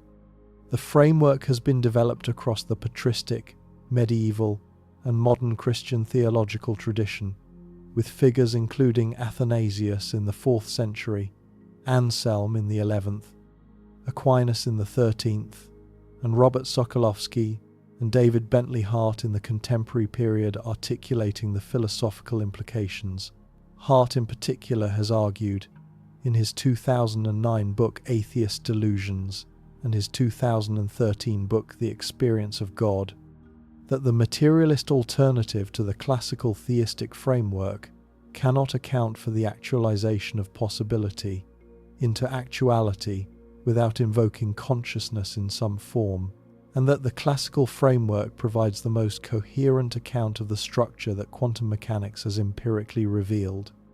The Jewish Kabbalistic tradition added a parallel articulation through the Lurianic doctrine of Tzimtzum, the divine contraction by which the limitless divine reality made room for finite creation, on Isaac Luria's developed framework in 16th century Safed. The divine creative process is not merely the speaking of the world into existence, but a more complex structure in which the divine first contracts to make space for finite reality, then emanates the structured patterns through which finite reality takes specific form, with the actualization of any particular existing thing being the result of this multi-stage divine engagement with the field of possibility. The convergence between the measurement problem and the theological structure of divine actualization is, in this sense, exact. The traditions assert that possibility becomes actuality through the engagement of consciousness. Quantum mechanics demonstrates that possibility becomes actuality through a process that the equations cannot describe, and that, on the most carefully developed interpretations, requires consciousness in some constitutive way. The traditions assert that the actualizing principle is not blind mechanism, but is the engaged intention of a perceiving awareness. Quantum mechanics has revealed that the actualizing principle is not blind mechanism, with the entire history of attempts to describe collapse as a purely physical process having failed to produce a satisfactory account. The traditions assert that the field of possibility is real, that the actualization is real, and that the engagement of consciousness is what bridges them. Quantum mechanics has revealed that the field of possibility is real, that the actualization is real, and that something the equations cannot describe is what bridges them. The materialist response to this convergence is to insist that the gap in current theoretical understanding will eventually be closed by future scientific developments. Some not yet discovered mechanism will be identified, and the role of consciousness in measurement will turn out to have been an artifact of incomplete theory rather than a fundamental feature of reality. This response is not unreasonable. Science has, across its history, repeatedly identified mechanisms for processes that previously seemed to require something beyond mechanism. The expectation that the measurement problem will eventually yield to mechanistic resolution is consistent with the broader pattern of scientific progress, and it should not be dismissed. But the expectation has a difficulty that should be acknowledged. The measurement problem is not a problem about how some specific physical mechanism produces a specific physical outcome. The measurement problem is a problem about how possibility becomes actuality at the most general level, about how the structured field of what could be is reduced to the determinate field of what is. The problem is structural rather than mechanical. Any proposed mechanism will itself be a physical system that, by the standard rules of quantum mechanics, would be expected to enter into superposition with whatever it interacts with. The proposed mechanism would not solve the measurement problem. The proposed mechanism would merely relocate it. The measurement problem appears, on careful analysis, to be a problem that cannot be solved within the category of mechanism, because the very category of mechanism presupposes the determinate physical reality that measurement is supposed to produce. The traditional theological framework, in contrast, treats the actualization of possibility as a primitive feature of reality, rather than as something to be derived from prior mechanisms. The divine consciousness engages the field of possibility and renders specific possibilities actual. This is not a process that occurs within the framework of mechanism. This is the structure within which mechanism becomes possible.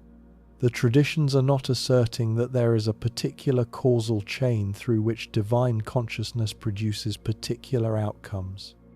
The traditions are asserting that the actualization of possibility is itself the engagement of consciousness, with mechanism being a structured pattern within the actualized world rather than the source of actualization itself.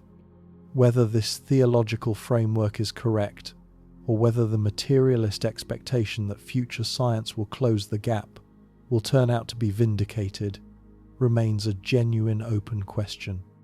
What cannot be honestly denied is that the structural correspondence between the measurement problem and the theological doctrine of divine actualization is exact. Both frameworks assert that possibility becomes actuality through some process that is not itself describable as a mechanism. Both frameworks treat the engagement of consciousness as the most plausible candidate for what occurs in the gap. Both frameworks have been developed across substantial accumulated reflection by intellectually serious thinkers working over many decades. The convergence is not an artifact of loose analogy. The convergence is a structural correspondence between the deepest accounts of actualization that contemplative tradition and contemporary science have produced. The investigation has now examined 3 out of the 5 behaviors: vacuum fluctuations and the continuous creative activity that sustains reality from moment to moment, entanglement, and the deeper unity that transcends apparent separation across space, measurement and the actualization of possibility through what the equations cannot describe and the traditions have always asserted requires consciousness. Each correspondence is genuinely structural and precise. Each has been verified experimentally on the physics side and articulated systematically on the theological side. The structural pattern is accumulating. The convergence is not merely the result of selective interpretation. The convergence is the result of 2 intellectual traditions working from entirely different starting points and using entirely different methods, having independently arrived at recognizably similar accounts of the deepest structure of reality. The full picture of the structural correspondence cannot yet be assembled into final synthesis. The participatory structure of contextuality and the underlying unity revealed by quantum field theory remain to be integrated into the accumulated picture. The accumulated structural evidence will continue to demand serious philosophical engagement, but the structural correspondence between the measurement problem and the theological doctrine of divine actualization has now been established with the precision that the evidence warrants. The gap between possibility and actuality is real. The bridge across the gap is something the equations cannot describe, and the traditions, working through accumulated contemplative discipline across millennia, they have been describing what bridges that gap with substantial systematic rigor since long before contemporary physics revealed that the gap exists. The investigation now stands at the threshold of synthesis. The structural correspondence between contemporary quantum mechanics and classical theological grammar has been established across multiple distinct dimensions of physical reality. Vacuum fluctuations and the doctrine of continuous creation, entanglement and the deeper unity that transcends apparent separation, measurement collapse and the actualization of possibility through what the equations cannot describe, contextuality, and the participatory structure in which observation is constitutive of what is observed. Each of these correspondences is structural, precise, and substantively verified by independent methods on both the scientific and the contemplative side. The fifth behavior remains, and with it the integration of the entire accumulated picture into a single coherent assessment of what the convergence ultimately means. The fifth behavior is the unification of all manifest reality in quantum field theory. The standard model of particle physics, developed across the second half of the 20th century by figures including the American theoretical physicist Murray Gell-Mann at Caltech, Steven Weinberg at Harvard and the University of Texas at Austin, the Pakistani physicist Abdus Salam at Imperial College London, and Sheldon Glashow at Harvard University, describes every elementary particle as an excitation of an underlying quantum field. The electron is not an object.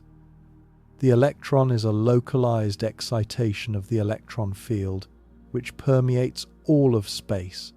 The photon is a localized excitation of the electromagnetic field. The quark is a localized excitation of the quark field.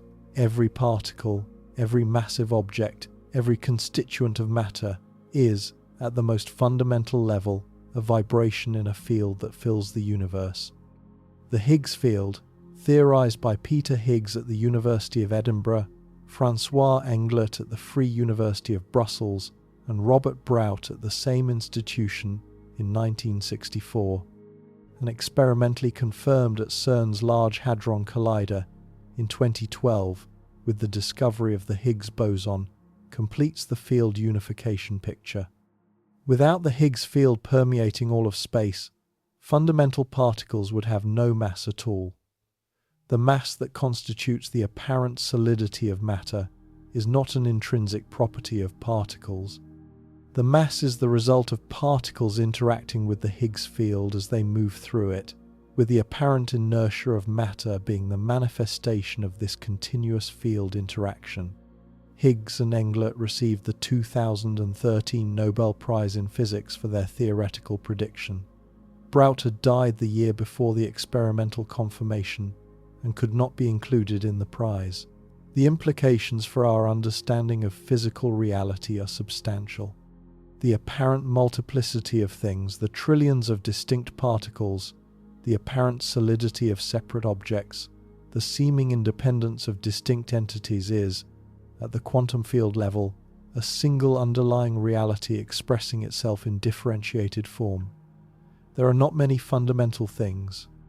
There are a small number of fundamental fields, and the apparent diversity of the world is the diversity of vibrational patterns within those fields. The substrate is unified. The manifestation is multiple, and the multiplicity is, at the deepest level, derivative from the unity. This is not metaphysical speculation. This is the established framework of contemporary fundamental physics, confirmed across thousands of experimental measurements at facilities, including CERN, Fermilab, Keck in Japan, and DESI in Germany. The theological correspondence is immediate and substantial. Every major contemplative tradition asserts that the multiplicity of things is derivative from a deeper unity, and that the apparent separateness of distinct entities is a feature of surface phenomenon rather than fundamental reality.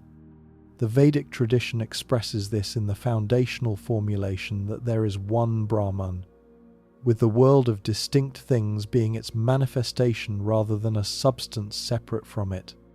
The Chandogya Upanishad articulates the framework with substantial concision. Ekam evadvitiyam, one without a second. The substantial reality is one. The apparent multiplicity is the differentiated manifestation of that unity, rather than an independent collection of substances. The Christian tradition expresses the same insight through the doctrine that all things are created and sustained by the one God. with the diversity of creation being a single divine creative act, expressing itself in countless particular ways. The framework was developed extensively across the patristic and medieval Christian tradition, with figures including Maximus the Confessor in 7th century Constantinople articulating particularly influential versions. Maximus held that the logoi, or divine words for each created thing, exist in the divine logos, with the manifest diversity of creation being the differentiated expression of a single, underlying, divine, creative reality. The framework was developed further by Bonaventure in the 13th century and continues to influence contemporary Christian theological reflection on the relationship between divine unity and created multiplicity. The Sufi Islamic tradition expresses the same insight through the doctrine of Wahdat al-Wujud, the unity of being articulated by Ibn Arabi in his 13th century works. On the developed Sufi framework, the divine reality is the only substantive being, and the apparent multiplicity of the manifest world is a manifestation of the divine being, rather than an independent created reality. The framework treats the differentiated phenomena of creation as the divine self-disclosure expressing itself in infinite particular forms, with the recognition of the underlying unity being the goal of the contemplative path. The framework was developed extensively across the subsequent Sufi tradition through figures including Sadr al-Din Kunawi, Abd al-Karim al-Jili, and Mullah Sadra. The Buddhist tradition expresses the same insight through the doctrine that the apparent separateness of phenomena is constructed by conceptual mind upon a substrate that is, in reality, an undifferentiated suchness. The Yogacara analysis of all phenomena as consciousness only, and the Madhyamaka analysis of all phenomena as empty of intrinsic existence converge on the recognition that the apparent multiplicity of distinct things is a feature of how cognition structures its own contents rather than a feature of any genuine separateness in reality itself. The Avatamsaka Sutra expresses the framework through the image of Indra's net, with each jewel reflecting all other jewels and being itself reflected in all other jewels, with the network of mutual reflection being the actual structure of reality rather than the apparent separation of distinct objects. The Taoist tradition expresses the same insight through the doctrine that all manifest phenomena are differentiated expressions of the Tao, the underlying source from which all distinct forms emerge and into which they ultimately return. The opening of the Tao Te Ching makes the framework explicit. The Tao gives birth to one, the one gives birth to two, the two gives birth to three, the three gives birth to the 10,000 things. The progression from underlying unity to manifest multiplicity is not a one-time historical event, but the ongoing structural relationship between the deeper reality and its surface manifestation. The framework was developed across the substantial accumulated Taoist tradition through figures including Zhuangzi, Liuanzi, Huainanzi in the 2nd century before the Common Era, and Wang Bi in the 3rd century. Quantum field theory does not prove these contemplative claims, but it provides a precise structural picture in which they are true at the level of physics. The world really is, at the deepest level the science has reached, a unified field expressing itself in differentiated patterns. The apparent multiplicity really is derivative from a more fundamental unity. The traditions, in describing reality this way, were not making vague metaphorical claims. They were describing a feature of reality that experimental physics, 2,000 years later, has independently confirmed through high-energy particle accelerators, mathematical formalisms developed across decades, and experimental measurements precise to a dozen decimal places. The methods could not be more different. The convergence of conclusions is the more striking for that difference. The investigation has now examined all 5 behaviors: vacuum fluctuations from which particles continuously emerge and to which they continuously return, entanglement that connects separated systems across any distance without any signal traveling between them, measurement that actualizes possibility without any mechanism the equations can describe, contextuality that makes properties dependent on the relation between observer and observed, field unification in which all apparent multiplicity is differentiated expression of underlying unity. 5 behaviors. 5 experimentally confirmed, mathematically precise, replicable features of the deepest physical reality the science has reached. And every one of these behaviors has a structural parallel in the descriptions of God that the major contemplative traditions have produced: continuous creation, omnipresence, transcending spatial separation, actualization through divine intention, reality as participatory and relational rather than independent and objective, the unity of all manifest things in a single ground of being. The 5 behaviors of quantum mechanics correspond to 5 attributes of God that have been described by every major contemplative tradition examined in this investigation. The structural correspondence is not the result of forcing an interpretation onto evidence that does not warrant it. The structural correspondence is the result of 2 intellectual traditions working from entirely different starting points and using entirely different methods, having independently arrived at recognizably similar accounts of the deepest structure of reality. This is the situation. This is what 100 years of quantum experimentation and 3,000 years of contemplative reflection have together revealed. And the question of what the convergence ultimately means must now be confronted directly. The first objection that the materialist response raises is that the correspondence has been constructed by selective interpretation. The proponents of the structural parallel have, on this objection, picked the features of quantum mechanics that fit the theological grammar and ignored the features that do not. The objection deserves serious consideration. Quantum mechanics has many features that have not been emphasized in this investigation: the probabilistic structure of measurement outcomes, the uncertainty principle, the discrete energy levels of bound systems, the spin statistics theorem, the conservation laws.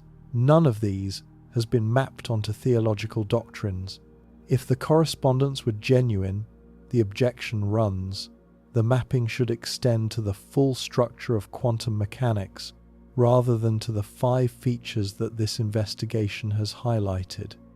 The response to this objection is that the 5 features highlighted are not arbitrary selections but are precisely the features that distinguish quantum mechanics most decisively from classical physics.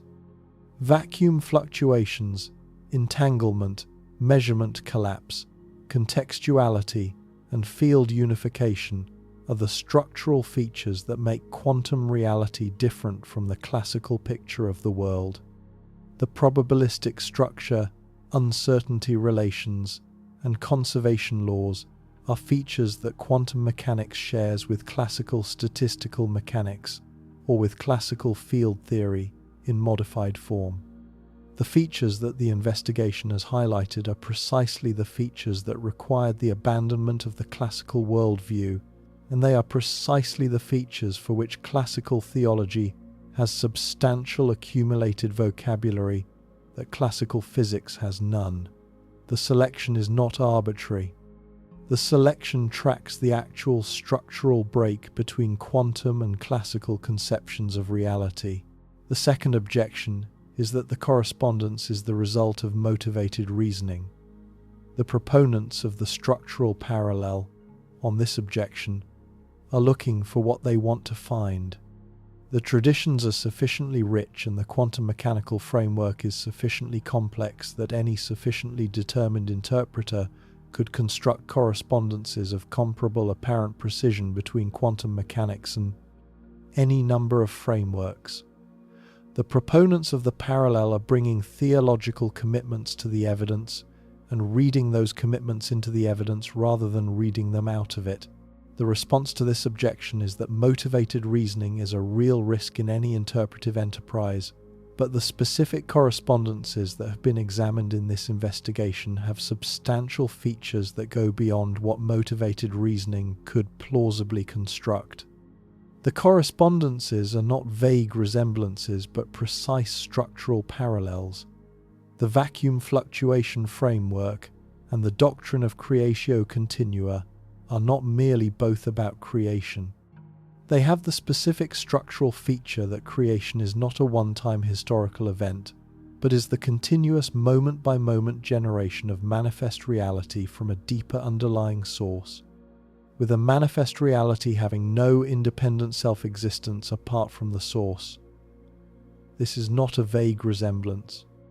This is a structural feature that both frameworks share and that classical materialist physics decisively rejects.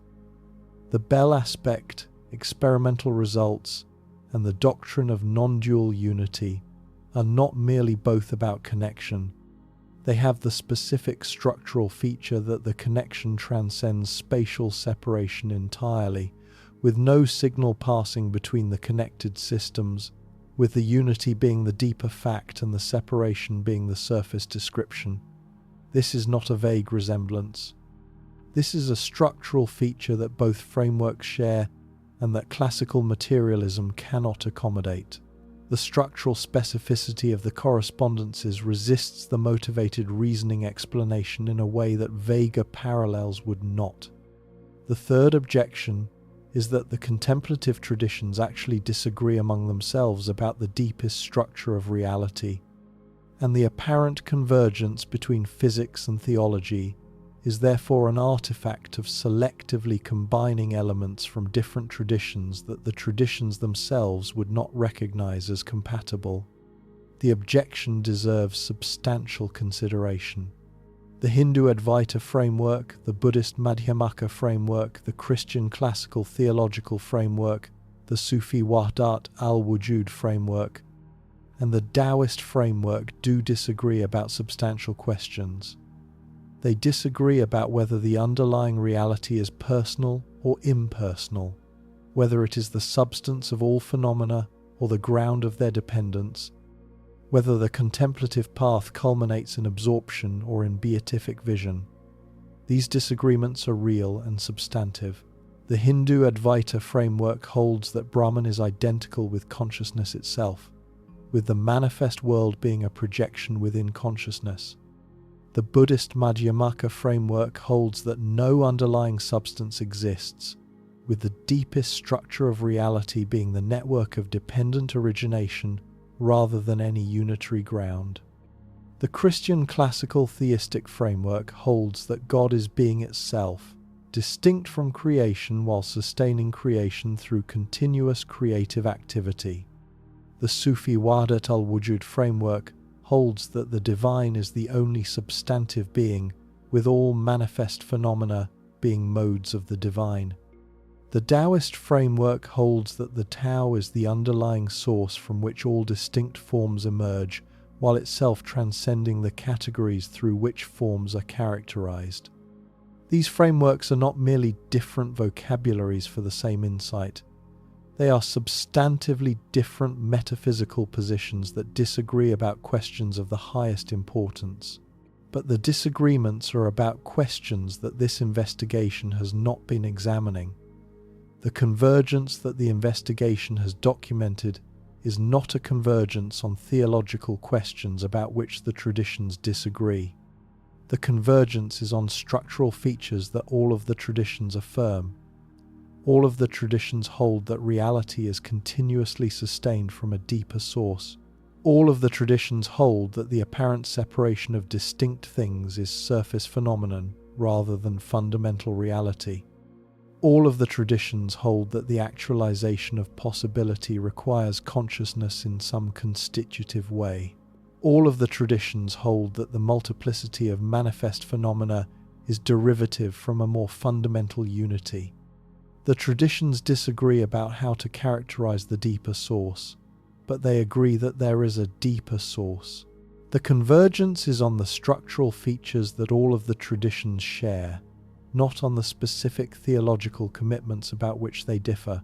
The fourth objection is the most serious. Structural similarity, this objection holds, does not establish causal connection.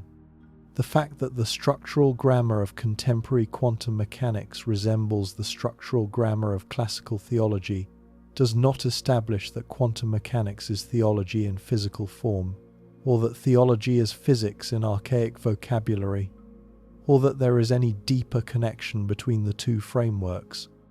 Two intellectual traditions can produce structurally similar accounts of reality without those accounts being causally connected, without the similarity indicating any deeper truth about the relationship between the frameworks themselves. The response to this objection acknowledges its force directly. Structural similarity does not establish causal connection. The convergence between quantum mechanics and classical theology does not prove that the divine reality the traditions have been describing is the same as the quantum reality that physics has been measuring. The convergence is consistent with multiple distinct interpretations. The materialist interpretation holds that two intellectual traditions, both attempting to describe reality at its deepest level, have independently arrived at structurally similar accounts because reality genuinely has these structural features rather than because there is any causal connection between physics and theology. The theological interpretation holds that the convergence is evidence that physical reality has the structural features it has because it expresses or reflects or is constituted by the divine reality that classical theology has been describing. Both interpretations are consistent with the evidence. Neither can be definitively established by the evidence alone. What the evidence establishes is that the convergence exists and that it is structural rather than metaphorical. What the evidence does not establish is what the convergence ultimately means. The question of whether the structural similarity indicates a deeper connection between physics and theology is a philosophical question that requires philosophical engagement rather than scientific resolution. The evidence sharpens the question without answering it.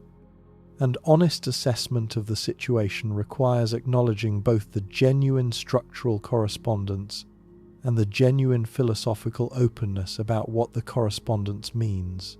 The integration of the picture across the broader structure of contemporary physics deserves attention. The structural correspondence between quantum mechanics and classical theology connects to broader features of contemporary cosmology and fundamental physics in ways that suggest the convergence is not isolated. The fine-tuning of cosmological parameters such as the cosmological constant, the strength of the strong nuclear force, and the ratio of electron to proton mass parameters whose values fall within extraordinarily narrow ranges that allow for the existence of complex structures including stars, planets, and biological life. The apparent emergence of biological systems from physical substrate, the structural similarities between cognitive architecture, and the deep mathematical patterns of fundamental physics. The unresolved problem of how consciousness arises within physical systems, if those systems are themselves fully describable in non-conscious terms. All of these features of the broader contemporary scientific picture converge on the recognition that the materialist framework that dominated 19th and early 20th century scientific thought is not adequate to the structures that the experimental and theoretical investigations of the past century have revealed. The structure of time as understood through relativity theory and quantum gravity research, in which simultaneity is observer-dependent, and the very distinction between past and future becomes structurally less fundamental than classical physics had assumed. The structure of distance as understood through entanglement and the holographic principle, the structure of biological systems as engaged with quantum coherence in ways that classical biology did not anticipate, with photosynthesis, avian magnetic navigation, and the function of certain neural processes appearing to involve quantum effects that the classical framework cannot accommodate. the structure of information as fundamental to physical reality rather than derivative from it. All of these expanding domains of contemporary investigation point toward features of reality that the classical materialist framework cannot accommodate, but that the classical theological framework has substantial accumulated vocabulary for engaging. The substantial convergence between quantum mechanics and theology that this investigation has examined is not an isolated phenomenon. It is part of a broader transformation of the contemporary scientific picture in ways that bring the framework increasingly into structural contact with the contemplative traditions that classical materialism had dismissed as superstition. What this means for thoughtful contemporary persons is the substantive question that practical synthesis must address. The structural correspondence between quantum mechanics and classical theology, taken seriously, has consequences for how we orient ourselves to physical reality, to our own conscious experience, and to the ultimate questions of human existence. The contemplative traditions developed substantial practical disciplines for engaging the structural features of reality that they articulated. Pranayama, the systematic breath practice of the Hindu yoga tradition, articulated in the Yoga Sutras of Patanjali, was developed across millennia as a method for engaging the rhythmic structure through which the manifest world arises and dissolves. Anapanasati, the mindful breath practice of the Buddhist tradition articulated in the Anapanasati Sutta, was articulated by the Buddha himself and developed across the subsequent Buddhist tradition as a method for direct examination of the structures of consciousness and experience. Hesychasm, the practice of inner stillness, developed across the Eastern Orthodox Christian tradition, particularly on Mount Athos, by figures including Gregory Palamas and the Desert Fathers before him, was articulated as a method for direct engagement with the divine energies that pervade and transcend creation. Dhikr, the systematic practice of divine remembrance developed across the Islamic Sufi tradition, was articulated as a method for the recognition of the underlying unity of being beneath the apparent multiplicity of phenomena. Qigong, the breath and movement practice developed across the Chinese tradition, was articulated as a method for engaging the underlying field structure of reality through cultivated bodily awareness. These practices are not separate from the structural correspondence that this investigation has examined. The practices are the practical disciplines through which the structural features can be directly engaged at the level of conscious experience. The continuous creation that vacuum fluctuations have empirically confirmed, and that creatio continua has theologically articulated, is the same continuous creation that pranayama and anapanasati engage through systematic attention to the rhythmic arising and dissolving of breath, sensation, and thought. The deeper unity that entanglement has empirically demonstrated and that non-dual frameworks have theologically articulated is the same deeper unity that hesychasm and dhikr engage through systematic attention to the underlying ground of conscious experience.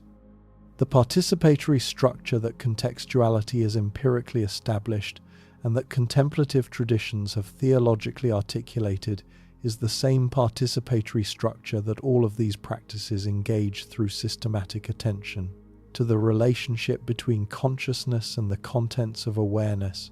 The practical implication is not that contemporary persons should adopt traditional contemplative practices for the purpose of validating quantum mechanical interpretations.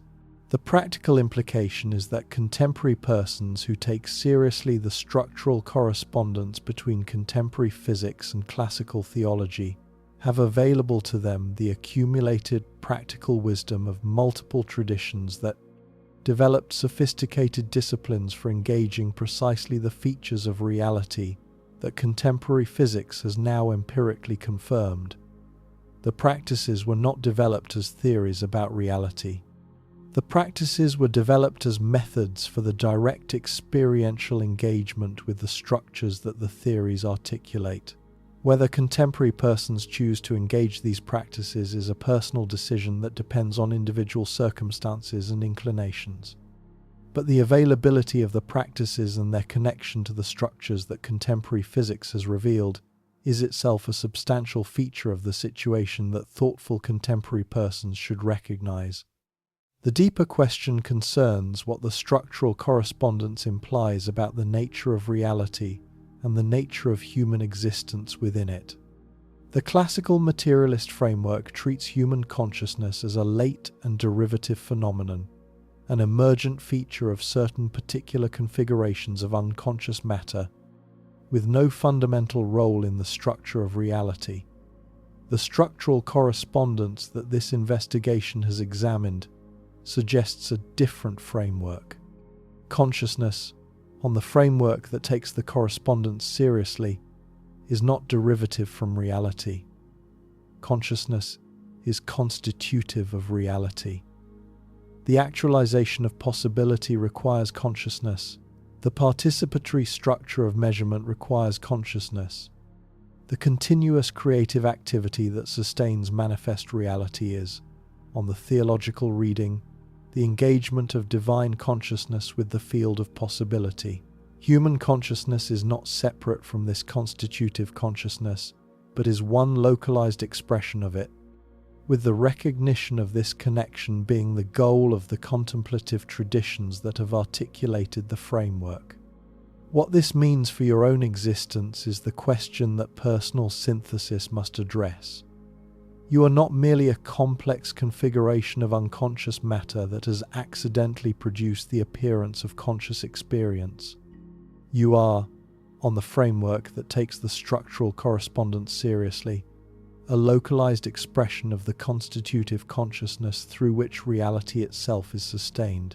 Your conscious engagement with the world is not an accidental byproduct of biological evolution. Your conscious engagement is the local manifestation of the participatory structure through which reality maintains its determinate features. This framework is not a comfortable affirmation of human importance.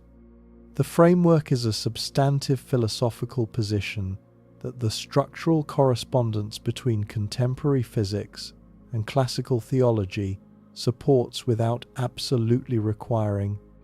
Whether you accept the framework, reject it, or hold it as a serious possibility while remaining genuinely uncertain about it, the structural correspondence itself is established by the evidence and demands engagement on its own terms. The materialist position remains a live option. The structural correspondence does not falsify materialism. The materialist can hold that the convergence between quantum mechanics and classical theology is the result of two intellectual traditions independently arriving at similar accounts of reality because reality genuinely has these structural features, with the convergence being a feature of how reality actually is, rather than evidence of any deeper connection between physics and theology. This position is consistent with the evidence and has been held by serious thinkers across the past century. The structural correspondence does not require the abandonment of materialism. The structural correspondence does require that materialism takes seriously the features of reality that the correspondence has revealed, including the features that have been most difficult to accommodate within the classical materialist framework. The theological position has gained substantive empirical content from the structural correspondence. The classical theological framework articulated structural features of reality that classical materialist physics could not accommodate. Contemporary quantum mechanics has empirically confirmed the structural features that the traditions articulated. The theological framework is no longer a position that requires accepting empirical claims that science has falsified. The theological framework is a position that articulates structural features of reality that science has now independently established. This does not prove the theological framework, but it does establish that the theological framework is consistent with the deepest empirical findings of contemporary science in ways that classical materialism is not, and it shifts the burden of philosophical argument in directions that the materialist framework now has substantial work to address. The honest position acknowledges both the genuine structural correspondence and the genuine philosophical openness about what the correspondence means. The correspondence is real. The correspondence is structural. The correspondence has been established through independent methods that converge on substantially the same account of reality at its deepest level. What the correspondence ultimately means remains a philosophical question that scientific evidence alone cannot resolve. But the correspondence itself is part of the evidence base from which philosophical reflection must now proceed. The materialist position must address why two such different intellectual traditions, working from such different starting points, arrived at such structurally similar accounts of reality at its deepest level. The theological position must address why the structural features of physical reality that contemporary science has revealed corresponds so precisely to the structural features that classical theology has articulated. Neither position can simply ignore the convergence and continue as if the evidence had not changed. The substantial investigation that has been examining this structural correspondence reaches its provisional conclusion not as a settled answer, but as a sharpened question. The evidence establishes the correspondence. The evidence does not resolve the philosophical question of what the correspondence means. The resolution of that philosophical question requires sustained reflection that goes beyond the empirical evidence alone, and it requires personal engagement that no investigation external to the individual can complete. Each thoughtful contemporary person must substantively engage the structural correspondence on their own terms, with their own resources, with their own intellectual honesty about what the evidence supports and what it does not. The investigation provides the evidence. The investigation does not provide the personal conclusion. That conclusion is yours to reach. What can be said with confidence is what the evidence establishes. The vacuum is not empty. It is the source from which all manifest particles continuously precipitate and into which they continuously dissolve. The separated particles remain connected. They are not separate things that happen to be coordinated. They are a single quantum system that the conventions of measurement have described as if it were two systems. The possible becomes actual through some process that the equations cannot describe. The transition is real. The actualization is real. The mechanism is not in the theory. The properties depend on the observer. The act of measurement is constitutive of what is measured. The observer is part of the structure that determines what reality there is to be observed. The many things are, at bottom, one thing. The apparent multiplicity is the differentiated expression of an underlying unity. These are the facts. They are established by experimental evidence. They have been confirmed across thousands of measurements at facilities around the world. They are not interpretation. They are not speculation. They are what the physics has discovered. And every one of these facts corresponds, in structural detail, to descriptions of the divine that classical theology developed across millennia of accumulated contemplative reflection. This is what the investigation has established. Not that quantum mechanics proves God, not that physics has resolved the question of divinity, but that the deepest behaviors of physical reality, as revealed by contemporary science, correspond with structural precision to the deepest descriptions of the divine that the traditions have produced. The question of what this correspondence means is the question that you must now confront on your own terms. You are alive in a universe whose deepest behaviors match, point for point, the descriptions of divinity that human contemplative thought has produced across 3,000 years. The matching is not metaphorical, it is structural, it is precise, It is established by the convergence of independent intellectual traditions working with entirely different methods. The materialist response to this situation remains available. The theological response to this situation has gained substantive empirical content. The honest position acknowledges both responses as live options, while recognizing that the evidence has shifted the philosophical landscape in ways that neither position can simply ignore. Breathe consciously. The breath is the rhythm through which manifest reality arises and dissolves. The breath is what pranayama and anapanasati and dikha and qigong have all engaged through systematic, disciplined attention. The breath connects you to the continuous creative activity that vacuum fluctuations have confirmed and that creatio continua has articulated. You are not separate from this activity. You are one localized expression of it. The framework that takes the structural correspondence seriously holds that your conscious engagement with the world is the participatory structure through which reality maintains its determinate features at this particular location, this particular moment.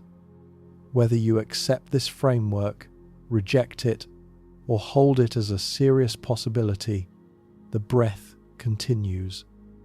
The engagement persists. The structural correspondence between contemporary physics and classical theology remains established by the evidence regardless of your interpretive choice.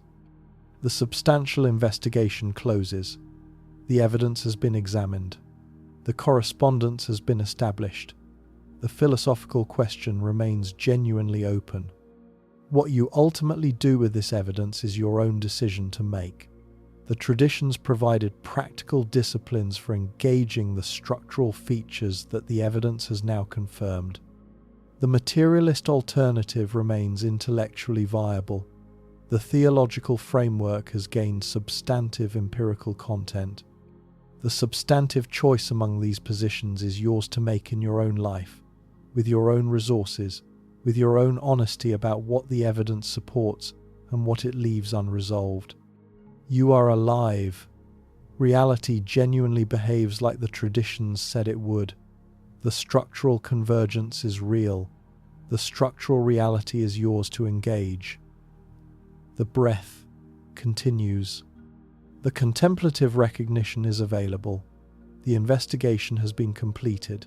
What truly remains is the rest of your conscious life, lived within the structural reality that contemporary physics has revealed, and that classical theology articulated long before the physics confirmed it. That life is yours to live. Live it now with whatever engagement seems honest to the evidence as you have already examined it. The question was always whether reality is what materialism said or what the traditions said. The answer, on the evidence, is closer to what the traditions said than materialism has been able to admit. What you do with that answer is the rest of your life. The breath that just happened was not yours alone.